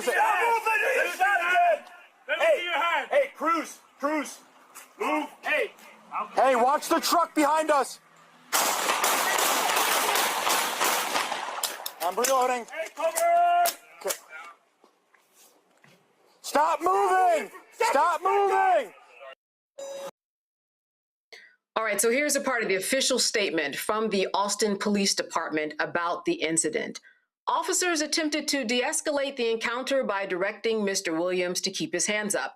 Mr. Williams lifted his shirt and reached for his waistband. At 4:02 a.m., Officer Jake Pitcher, Officer Alexis Cruz, and Officer Avery Zuki discharged their firearms, striking Mr. Williams. Officers secured the scene while conducting a systematic search to ensure there were no additional suspects or threats, and then began providing medical aid. Austin Travis County Emergency Medical Services later arrived on the scene and continued life-saving measures. Despite those efforts, Mr. Williams was pronounced deceased at 4:25 a.m. Now, protesters are demanding accountability and prosecution for officers involved in Anthony's killing. Here we have another investigation statement. APD will conduct 2 concurrent investigations in this incident. A criminal investigation conducted by the APD Special Investigations Unit in conjunction with the Travis County District Attorney's Office, and the administrative investigation conducted by the APD Internal Affairs Unit with oversight from the Austin Police. Oversight, transparency, and accountability are key elements needed to serve and build relationships within this Austin community. Below is the chain of events that related to this critical incident that will help you understand what took place. As noted above, the details provided here are preliminary, as we are very early in the investigation. Williams allegedly called police to report a young man brandishing a gun. Officers responded just after 4 a.m. Friday and fired dozens of rounds into Williams after he lifted up his shirt. Williams was unarmed, carrying only water and a bottle. Now, the officers involved in the shooting are on administrative leave, and the incident is under investigation. All right. There's a lot going on. I want to start with you, Representative Jones. I know the attorney in you is itching to figure out just what to make of all of this. There's so many contradictory things in here. I want to know what you picked up on. So first of all, I'm pissed. They murdered him. And I didn't see him raise his shirt to brandish a gun, a weapon. I didn't see that. And I was looking at what you just showed. 1. 2, I don't know how many shots each one of those officers unloaded, but they unloaded a lot of shots. So he's on the ground, and then they're screaming, "Stay down." Let me be clear.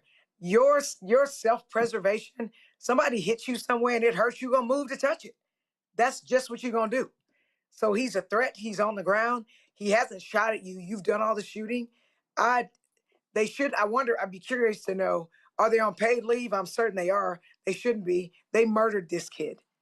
They murdered him. And it's so funny to me, as a criminal defense lawyer, officers get all this advanced training to do things, and every single solitary time that people say they use this excessive force, they always say, "I was afraid." I was afraid. So on the one hand, you have all this advanced training and you should know how to discharge your weapon safely or what have you. But on the other hand, you act like you're a regular person. Which one is it? Do you have special training, or are you scared like a regular person who has no training with guns? But what I literally saw with my eyes is that they murdered that baby. They murdered him. They didn't take time to ask any questions. If he's trying to show them he doesn't have anything, he's raising his arms up. So he's going for a weapon. Why is that? Is that the presumption? But what I'm certain of is if he were white, it wouldn't have gone down like that. He'd still be alive. They'd have been talking to him. They'd have called his parents, or they tried to help him get home, or they'd have called someplace if they thought that he was suicidal. He wouldn't have been dead, and he wouldn't have had all those bullets in him. So the people in Austin are rightfully protesting. And in their little statement, they talked about, in order for us to have a better relationship, there's transparency. Y'all already covering up the narrative. Even the way they wrote their statement to help you understand what happened.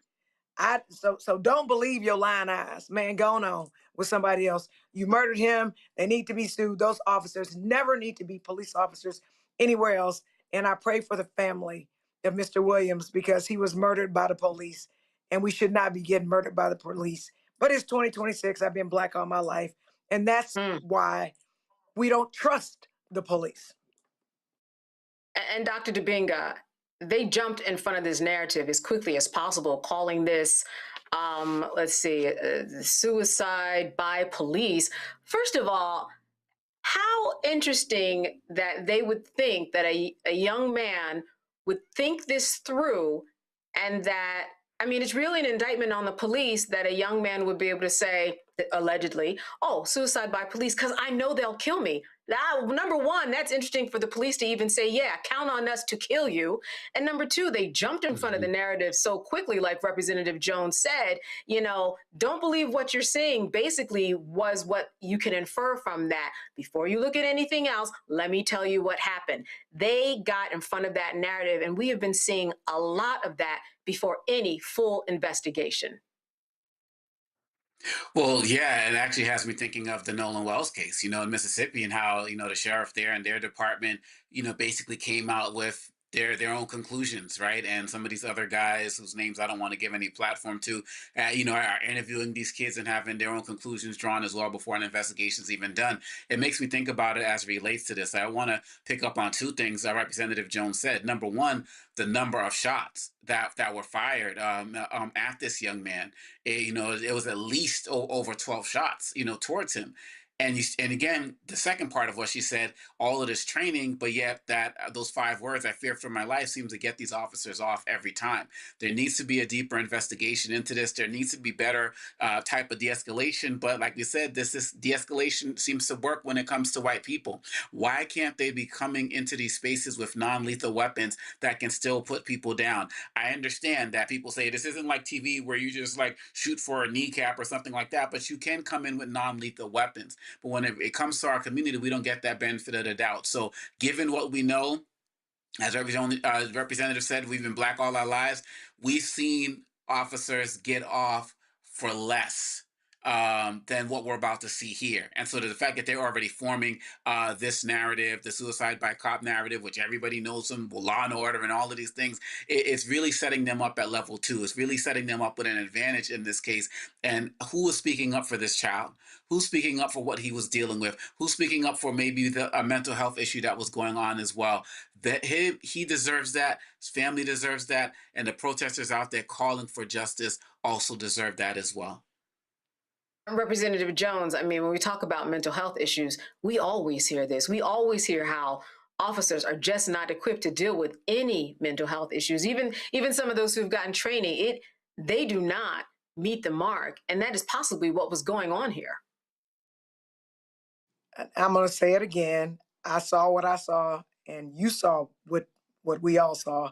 They murdered him. But I will tell you that whenever I have these officer-involved shootings in my law practice, the police always are terrified, and that's why they did what they did. They'll empty their entire chamber, and they'll keep shooting until there's nothing there. But what I've seen, even as a city council member, which we were over the Houston Police Department, right? And now as a state rep, we're over like state police. What I know from the police when I hear is they don't teach them to non-lethally shoot. They teach them to hit center mass. That's what they teach them to do. So we think that they are trying to wound you. And when they shoot the gun, they are trying to kill you every single solitary time, which is exactly why, if they're going to discharge their weapons, they need to make good and damn sure that the person that they're shooting at is. I don't want to say that there's ever a time to shoot somebody just to wound them, but if they shoot, they absolutely intend to kill them. So I think you need to think long and think hard before you discharge the weapon. And I think, Omakongo, it was more than 12 shots because all of them were unloading. There were 3 officers. And they unloaded a lot. In the first set of shots, then there was a don't move after he was clearly on the ground. And then there was the other shots. So they intended to kill him. And I'm surprised it took them so long to call him as dead, because they said he wasn't called as dead till 4:25. That baby was dead before they finished shooting. Period, point blank. And I'm livid right now because this kind of thing never happens to white kids, ever. And they say that was Antonio who called, he was very calm on the phone. Very calm on the phone. He didn't sound suicidal. He didn't sound like he was trying to agitate the police. He didn't sound like any of those things. So yeah, and this isn't new. The police always jump in front of these officer-involved shootings and try to make the person who got killed, who was murdered by them, the villain some kind of way. Either they show pictures of them looking, their worst pictures that they ever took in their life, or in his case, because they couldn't say he was angry because of the call he made before, now it was suicide by cop. So they find these narratives, and they cannot pee on us and tell us it's raining. They can't do it. And I'm so angry right now. I don't know what to do. I'm so angry right now. I'm just so angry. right. Well, as we get more details of this story, we will be covering it here on Roland Martin Unfiltered. Let's talk and move on about Black August. A lot of people haven't heard of Black August. Have you? If you have not, you're not unlike a lot of people. Black August is an annual commemoration dedicated to remembering Black political prisoners and the struggles for Black freedom in the United States. Organizations such as the Movement for Black Lives and Black August are launching Black August sessions. This month-long cultural initiative highlights Black resistance against racial, colonial, and imperialist oppression.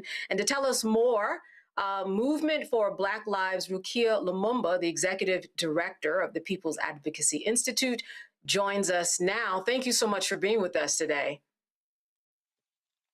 Having me. And all right, Yes. Can you all hear me okay? Yes, we can hear you okay. Listen, for people, and I just read an introduction, obviously, but I would love to hear in your own words how you ideally want to see Black August be celebrated, recognized as people around the world, and try to understand what this is about.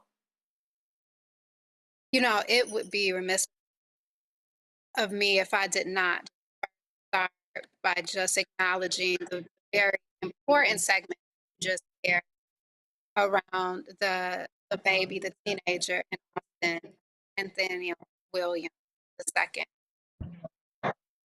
All right, you know what? I'm going to jump in a little bit. Your audio is breaking up a little bit, so technical issues. If you give us just a moment here, as you continue to tell us about Black August, give me an indication back in the control room as to whether or not we are there or not. Okay. All right. We don't have her yet. I think it's very interesting, Dr. Dibinga, as we get her just briefly, that we have this Black August. I'm sure you've heard of it. A lot of people have not, but we've heard about Black History Month. So, how do you make sense of the two of those? We have different holidays, throughout the year that honor much of America's heritage as relates to white people. And so I feel like it's very important that, we can have a lot of diversity in what we do as well. As Black History Month, MLK Day, Juneteenth. I mean, these are all different types of opportunities to honor us. And I believe, from what I understand about Black August, started, in the early 70s after, two Black prisoners were killed within weeks of each other. And so this is something that we have to be mindful of. There are so many opportunities to honor what has happened in our experience that for those out there who try to just give us, those 28 days and say call it a day and really want to do anything about that, we're 365 as it relates to our experiences here in this country that we built.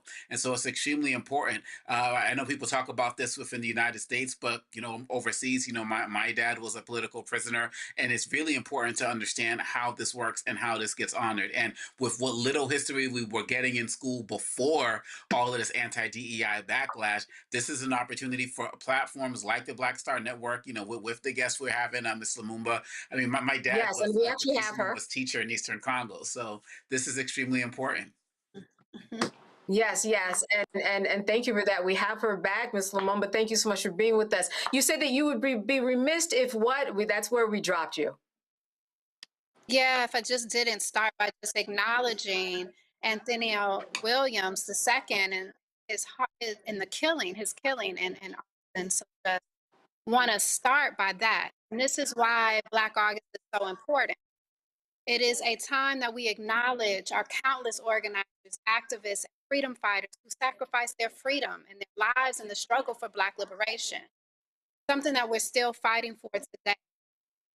It is a month of remembrance, of reflection, of study, and recommitment to our ongoing struggle for Black liberation. As our beloved currently incarcerated elder Mumia Jamal tells us, August is a month of meaning, of repression and a radical resistance, of injustice and divine justice, of repression and righteous rebellion, of individual and collective efforts to free the slaves and break the chains that bind us. Those are the words of I'm going to jump in. I want to jump in and ask, how can you direct people to celebrate and recognize these Black August sessions? What's a good way for a community to start if they have not been doing this? What are people already doing that you think is worth repeating? Yeah, one, you study. August is about study. It's about training. It's about fasting, and it's about fighting. And so we study during this month, study about our history, all of the great struggles and the great victories that we've had in August, but also all of the great hardships that we've had. It's a great time to study. And so if you go to m4bl.org, you can see a list of resources for our Black August resources. It's about training. It's time for us, we have to be healthy. We have to exercise. We have to be ready at any time. What they say, we have to stay ready so we don't have to get ready. And it's also about fasting. Fasting is important. It's about discipline, the ability to discipline our minds, our bodies, our souls. So whether it's fasting from sunup to sundown or giving up something like sweets or choosing to only eat at certain times of the day, it's about that discipline, exercising that discipline. And then it's also about fighting, continuing to fight for our justice, for our people, and for a liberated and a better world, right? And so that's what Black August is about. Yeah, and we've run out of time, but I just want to highlight again Black resistance against racial, colonial, and imperialist oppression. I want to thank you so much for giving us an idea and filling in the blanks for a lot of people who don't know what Black August is all about. Thank you so much for being with us, and good seeing you. Thank you. Appreciate it. Absolutely. All right. Let's go to a commercial break. You are watching Roland Martin Unfiltered here on the Black Star Network. We have another guest for you. Stay with us. It's a good one. All right, folks, let me get personal for a second. My mom had questions about her Medicare, so she called Chapter, a Medicare advisory company, and she texted me right after saying it's a great benefit. It was easy. A real person walked her through the whole thing, and now she understands better what's going on. But it's not just her. A woman in Yonkers wrote in saying the process was so simple, the enrollment was easy, and she was so glad she called. Then there's Marilyn, 90 years old, in Florida, living on Social Security. Her premium climbed every single year north of $400 a month for coverage she could barely afford anymore. So what does she do? She called Chapter. They found her the same top-tier coverage for hundreds of dollars less. 90 years old, and finally somebody in her corner. I hear stories like that again and again from our community. The Medicare system was not built to work for you. Too much fine print, too many plans. Yet Chapter's advisors are independent and honest, the only Medicare advisors that compare every plan nationwide. They're focused on one thing, what actually works for you. If you're already in the right plan, they'll tell you. No games. People who switched with Chapter saved an average of $1,100 a year. All it takes is 20 minutes. You talk to a real person, and it's completely free help. So call Chapter at 724-264-8281, 724-264-8281. That's Chapter. Let me ask you a question. Why do so many people seem to think they know Black men so well? What they think we want, what they think we need. Hell, they even tried to tell us why and how we voted, but never had a conversation with us. Never asked us how we felt, what brings us joy, what makes us angry, what makes us scared. How do we live? That's what this show is about. No translation, because we don't need anybody speaking for us. We can speak for ourselves. This will be a show where we bring brothers on that you don't see on every other talk show. Nope. Brothers that are doing work in local communities with Black men for Black communities. We're going to hear each other and try to understand so perhaps we can move forward together. No translation, because we don't need anybody speaking for us. Nope. What we need is each other. No translation, right here on the Black Star Network. Check it out. My name is Bill Duke, and you're watching Roland Martin Unfiltered.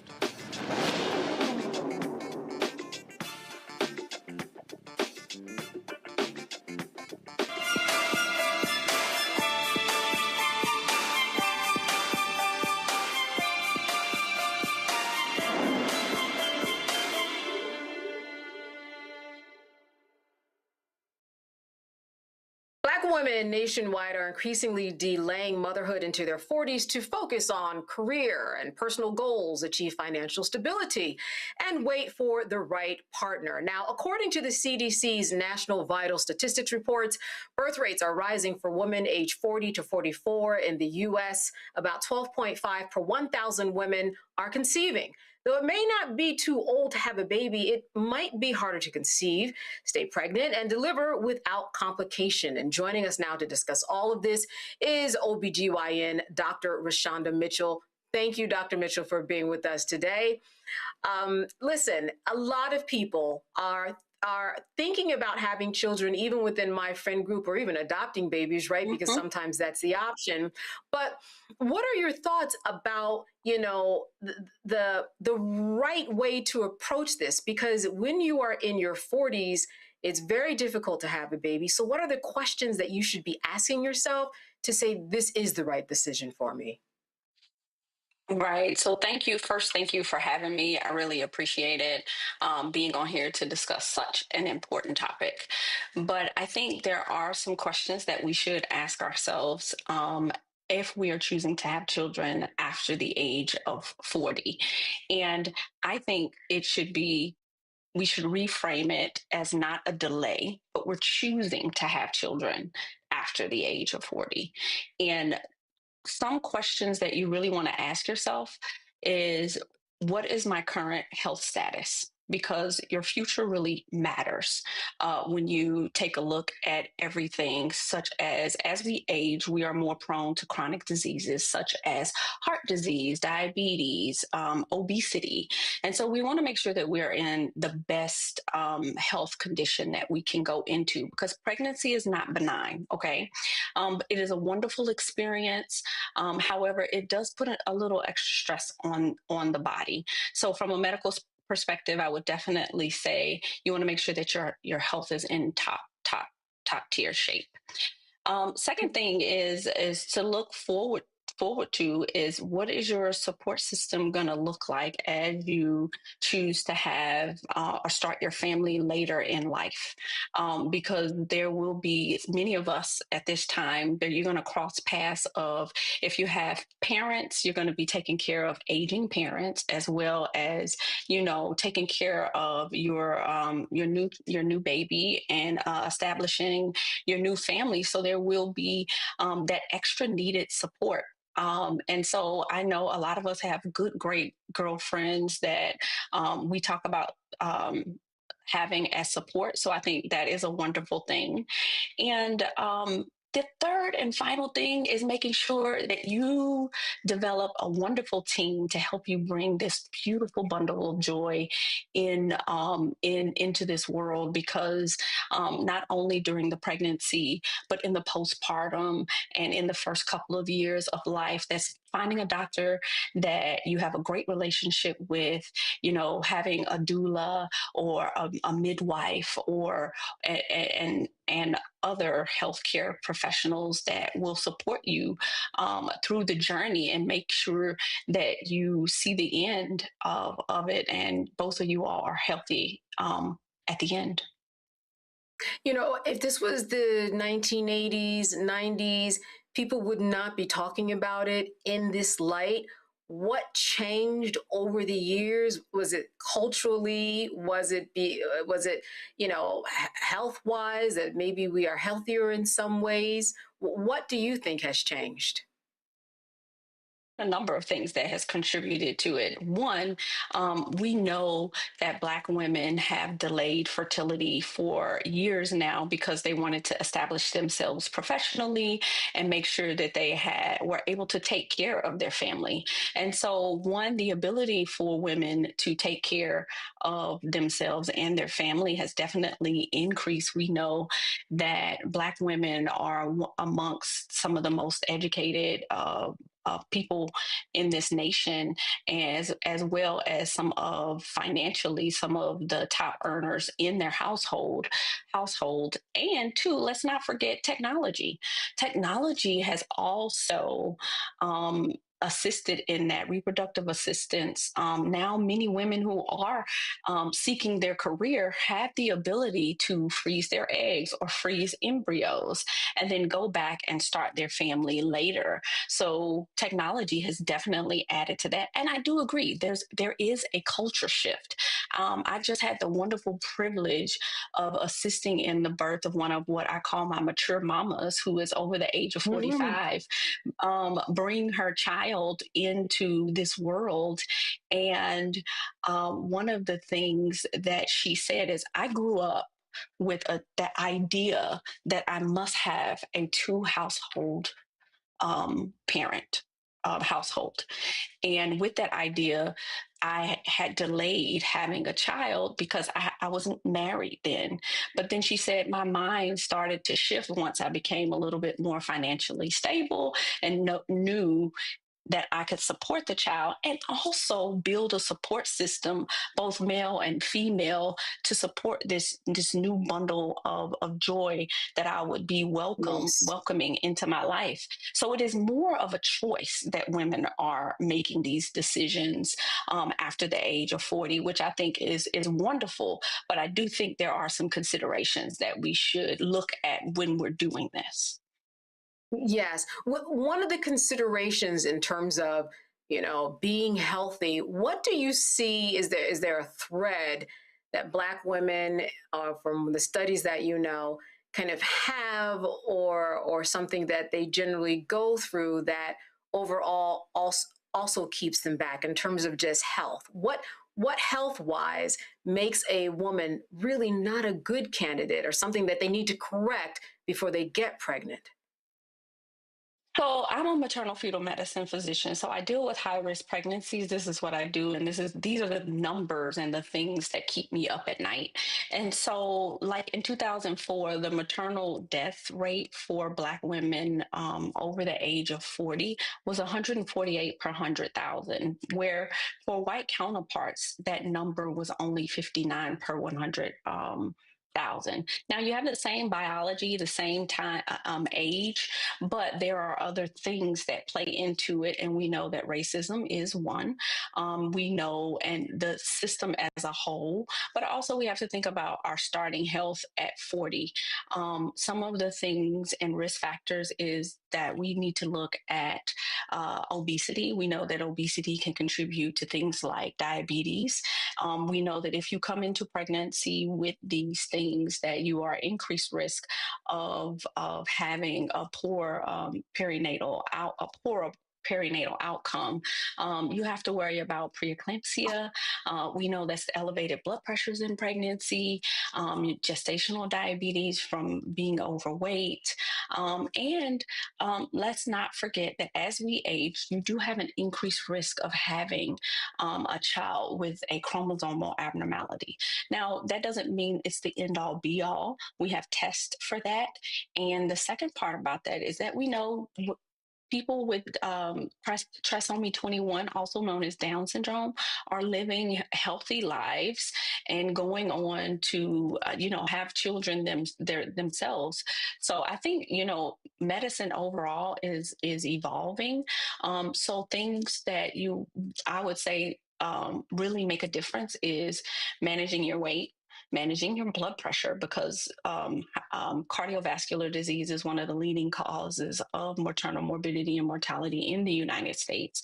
So managing those things, and diabetes or any other chronic conditions such as thyroid disease and things like that, making sure that, or autoimmune disorders such as lupus, which is very common in our community, making sure those are well controlled before we step into motherhood at that time.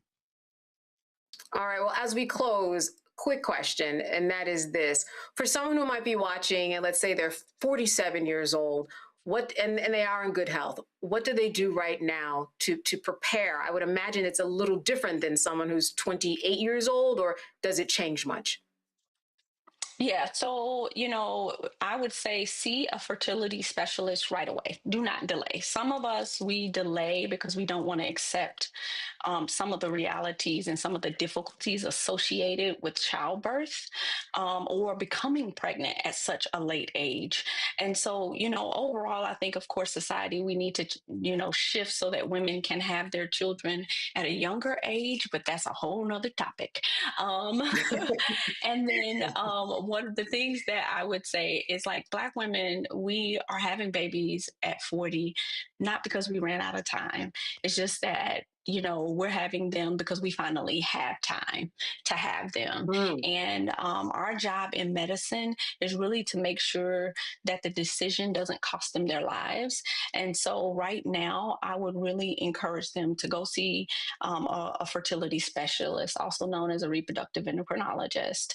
Go see their OBGYN and build your team. You need somebody on your team like me, like a maternal fetal medicine physician who understands some of the risk factors that are associated with it. And also be honest with yourself. You may not be the candidate for the at-home birth because of some of the comorbidities associated with it. And if this is your last time at giving motherhood a chance, then you want to make sure that you optimize the outcome. And so being available for both, having medical care available for both you and your child is important and essential in that. Making sure you have a doula, make sure you have whether it's your partner or whether you have your family members there to support you in this journey is really important, because mental health is also plays an essential role in maternal morbidity and mortality. So the trend is to stay strong. We're going to work with you all to decrease this maternal morbidity and mortality disparity. And, those would be the things that I would really encourage them. Build your network, and we are here for you in this community. Come and see us. All right. As you said, Black women choosing to have babies at a later date. Dr. Rashonda Mitchell, thank you for being with us today and catching us up on everything that we need to know for women who are going down this lane. Good to see you and good to have you. All right. Thank you for having me. All right. I also want to thank our guests, Dr. Makongo Dibinga, A. Scott Bolden, and Representative Jolanda Jones. Thank you for being with us today. And thank you for being with us here on the Roland Martin Network, here on Roland Martin Unfiltered. As always, good filling in for Roland. Good to see all the comments come in. And I will see you next time on the Roland Martin Network.